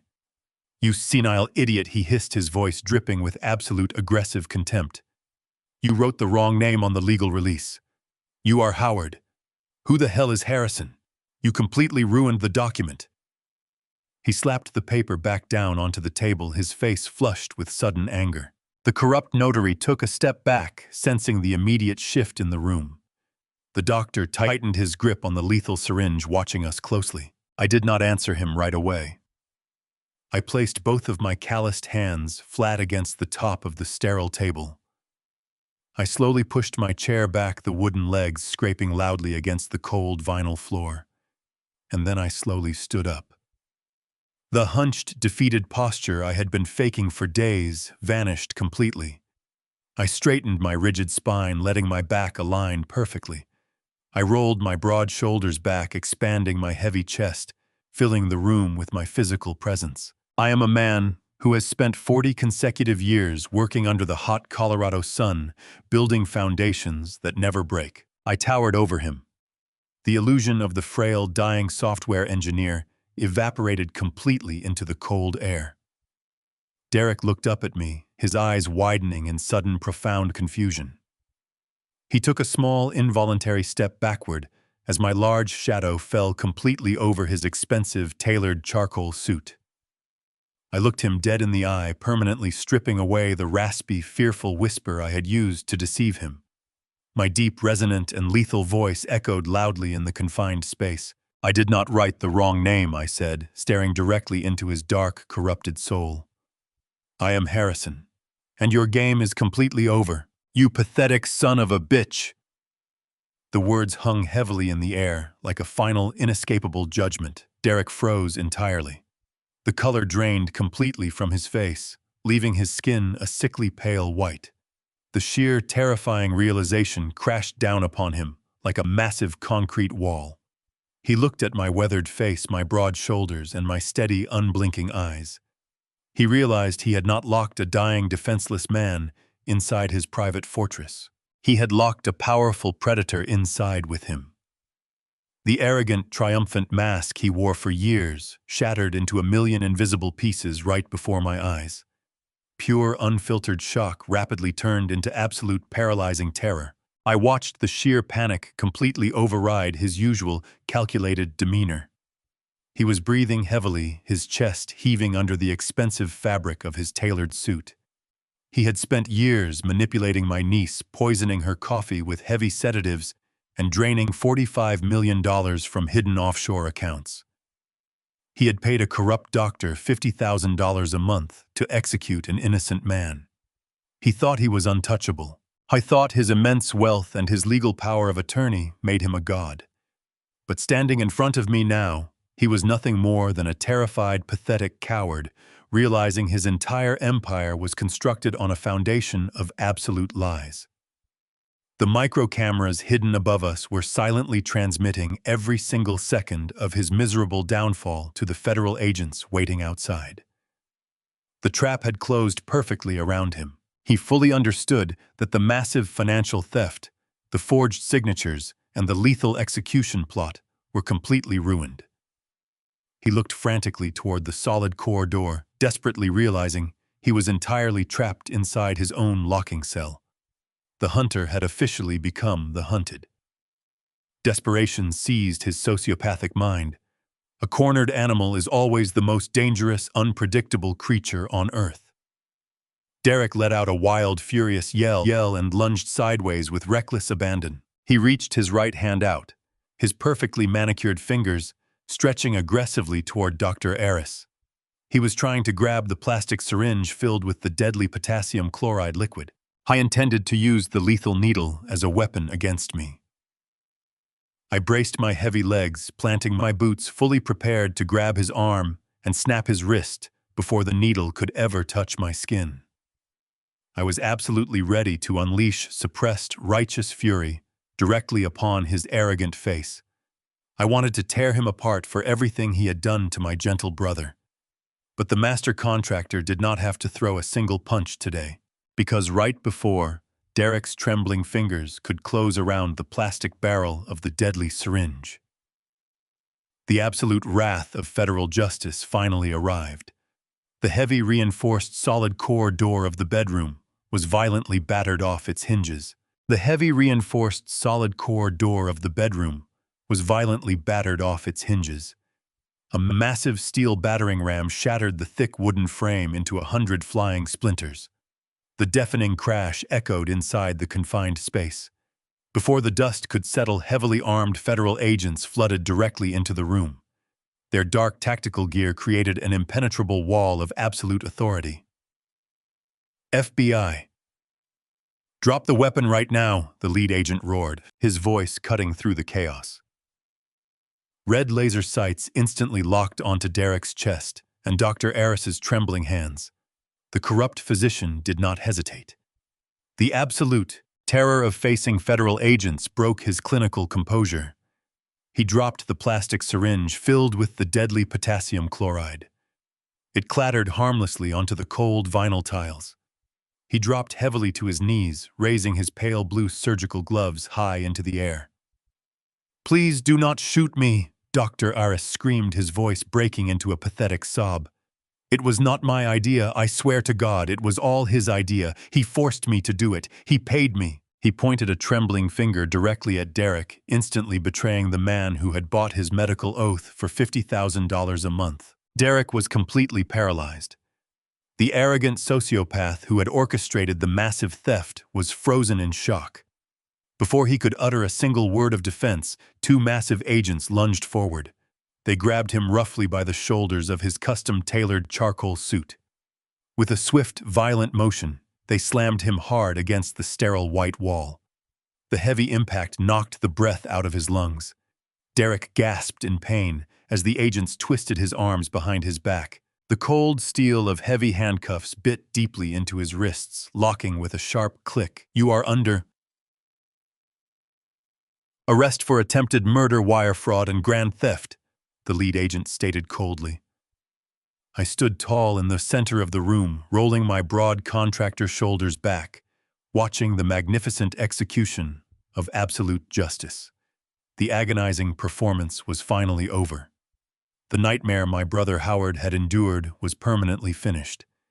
As the agents secured the perimeter and hauled the weeping doctor to his feet, the shattered doorway cleared for a brief moment. Sarah walked slowly into the room. My brave niece stepped over the broken wooden splinters of the doorframe. She was no longer moving with the slow, shuffling gait of a heavily sedated victim. The thick chemical fog had been entirely lifted from her beautiful mind. She stood incredibly tall, her spine perfectly straight, her head held high with majestic dignity. The federal agents respectfully stepped aside, allowing her to approach the man who had systematically poisoned her for 2 entire years. Derek struggled weakly against the strong grip of the agents holding him pinned against the wall. When he saw his wife standing there, fully lucid and radiating an absolute freezing fury, the last shred of his arrogant facade crumbled completely. "Sarah, please," he begged, his voice trembling with pathetic desperation. "You have to tell them this is a massive mistake. You know how much I love you. You know I was only trying to protect your father." Sarah did not scream. She did not cry. She simply looked him dead in the eye, with a gaze so incredibly cold it could freeze the surface of the sun. She slowly reached down to her left hand. With deliberate precision, she grasped her massive, flawless diamond wedding ring, the very ring that cost 100,000 stolen dollars. She pulled it off her finger, severing the heavy, toxic chain that had bound her to this monster for 10 long years. She stepped closer to him, stopping just inches away from his sweating, panicked face. She took the glittering diamond ring and casually, almost dismissively, dropped it directly into the front breast pocket of his ruined, expensive suit jacket. "I know exactly what you are," she whispered, her voice steady and lethal. "Have fun in federal prison, Derek." She turned her back on him, without waiting for a response, and walked directly into my open arms. I wrapped my calloused hands around her shoulders, holding her tightly, while the armed agents violently dragged her weeping, broken husband out of the beautiful house. Flash forward exactly a few days later. The sterile, brightly lit interrogation room inside the federal detention center felt incredibly oppressive. Derek Preston sat hunched over a small metal table. He was no longer wearing his expensive tailored suits. He was dressed in a faded orange prison jumpsuit.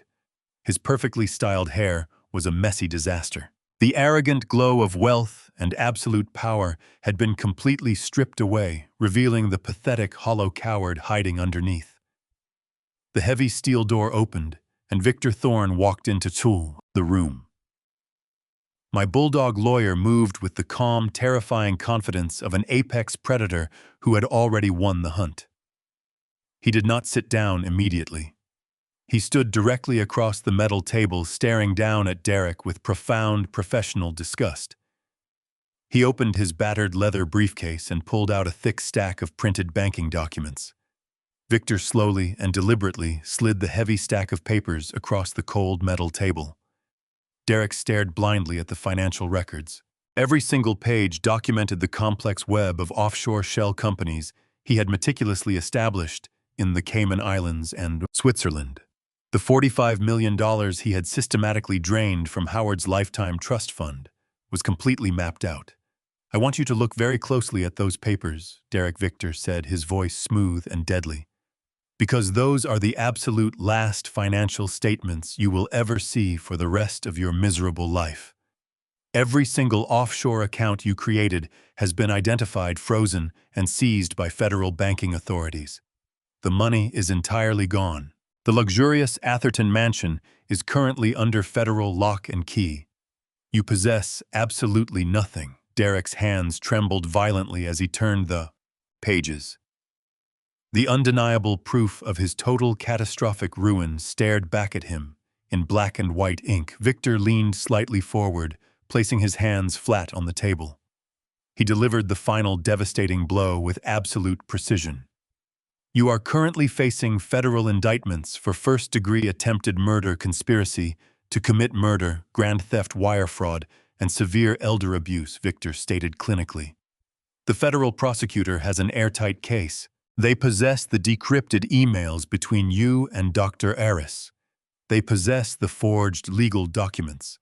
They possess the high-definition video recording of you attempting to murder an innocent man inside a locked room. You are facing 40 consecutive years in a federal penitentiary." The sheer weight of reality finally collapsed onto Derek's fragile mind. He dropped his face into his trembling hands and broke down. He began sobbing uncontrollably, his shoulders heaving with pathetic, agonizing gasps. "Please tell them I will cooperate completely," he begged between heavy, wet sobs. "I desperately need a deal." "There are absolutely no deals for men who abuse the vulnerable," Victor said coldly.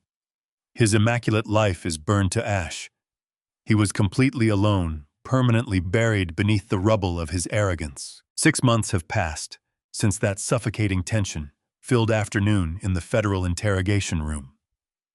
The heavy dark clouds that hung so oppressively over our family have finally broken, giving way to a bright, clear, and undeniable reality.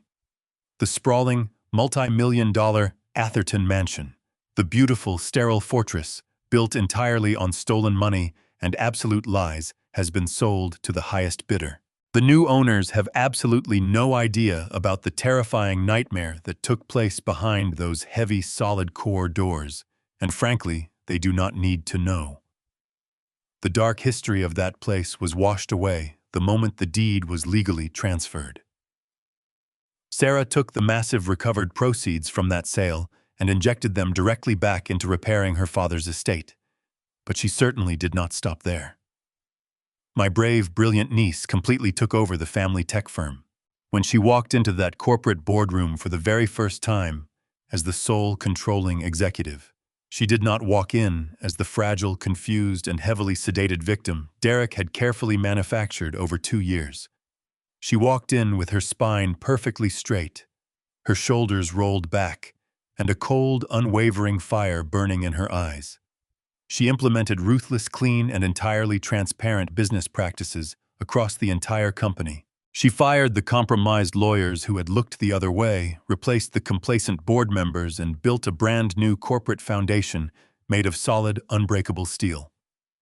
She told me on the phone recently that she applies the exact contractor mindset I taught her to every single legal contract she reviews now.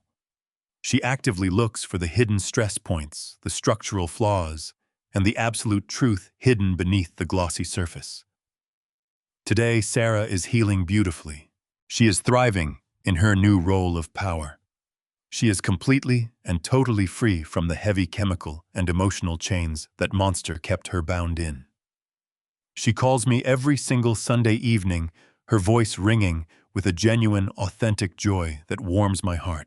As for me, I am back exactly where I belong. I am standing on the wide, sweeping wooden porch of my ranch, high up in the mountains of Colorado. The morning air up here is thin, incredibly crisp, and smells deeply of pine needles and fresh rain. It is the exact beautiful opposite of that sterile, suffocating, and terrifying VIP room at the Silver Pines Care Facility.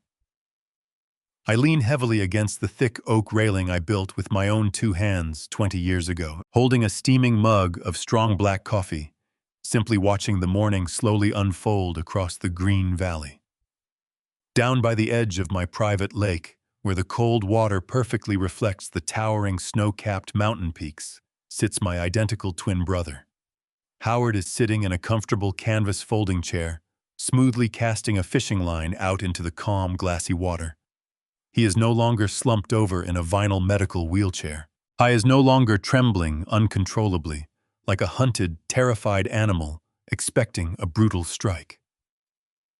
Over the last 6 months, surrounded by fresh mountain air, proper honest medical care, and the absolute safety of this isolated ranch, my brother has made a truly miraculous recovery. He has gained all his healthy weight, back his posture, returning to the proud stance of a brilliant pioneer. The pale, sunken look is entirely gone from his face. The violent purple contusions on his cheek and the deep, painful split on his lower lip have completely healed, leaving absolutely no physical trace of the senseless brutality he endured every day. But vastly more importantly, the sharp, brilliant, and magnificent spark has fully returned to his eyes. His mind is clear, his gentle spirit is entirely intact, and his quiet, beautiful dignity has been completely restored. When he feels a tug on his line and smoothly reels in a fresh catch, he turns around, looks up at the porch, and gives me a massive, glowing smile. I smile right back, raising my coffee mug in a silent toast. We are brothers. We share the exact same face, the same height, and the same deep voice. But now we also share a profound, unbreakable bond forged in the absolute darkest fires of survival. We went through a terrifying waking nightmare together, and we walked out the other side completely victorious. I sit down in my wooden rocking chair, listening to the wood creak rhythmically as I watch the sun rise completely over the tall trees. I do not feel the need to sit here and preach to anyone about the supposed virtues of unconditional forgiveness. Some people truly believe that letting go is the only way to heal a broken heart. But my long life as a master builder has taught me a very different, much harsher truth. There are absolute monsters living in this world who hide their rotten, decaying cores behind flawless tailored suits, expensive fruit baskets, and close family ties. They prey exclusively on the weak, they exploit deep trust, and they systematically, brutally dismantle the lives of the vulnerable people who love them the most. When you spot a dangerous predator like that standing inside your own home, you do not sit down at the dinner table and negotiate with them. You do not ask them to kindly compromise or change their evil ways. You tear down their false, pristine facade, brick by heavy brick. You rip the foundation completely out from underneath their feet and you bury them permanently in the heavy rubble of their own toxic arrogance. Family is always supposed to be a safe sanctuary, a place where you can drop your guard and rest your head in total peace. But sometimes the most dangerous calculating predators hold the exact keys to your front door. Never ever mistake someone's quiet silence for blind ignorance, and never assume that advanced age makes a person completely defenseless against an attack. True strength is never just about physical dominance or the ability to throw a heavy, devastating punch. True strength is about possessing the quiet, unbreakable patience required to gather the absolute truth in the dark. It is about the seasoned wisdom to wait and strike at the perfect, undeniable moment. And it is about possessing the absolute, unyielding ruthlessness necessary to fiercely protect the innocent people you love from genuine evil. When someone deliberately tries to exploit your trust and destroy your family sanctuary, do not hesitate and do not negotiate. Let the massive, suffocating weight of their own greed completely crush them. Then you simply sweep away the broken debris and rebuild your peace on a solid, immovable foundation they can never, ever touch again. Have you ever discovered a shocking, devastating truth about someone you trusted completely in your own life? How did you handle their sudden betrayal when the mask finally slipped and their true face was revealed? Did you walk away in quiet silence, or did you carefully build a trap and demand absolute unyielding justice for their actions? I want to know your personal experiences. Please share your story with me in the comments section below. I read every single one of your comments, and it truly helps to know that none of us are ever fighting these difficult battles alone in the dark. If Harrison's ruthless brand of justice satisfied you today, and if you are genuinely glad to see Howard finally safe, healthy, and happily fishing by the Colorado Lake, please hit that like button right now to support this video. Subscribe to the channel and make sure to turn on all notifications so you never miss another powerful story of ultimate undeniable payback. Your sweet support keeps this channel going and helps me share these important lessons with the world. Thank you for listening to An Old Contractor today. Stay strong, protect your foundations, and I will see you in the very next life story.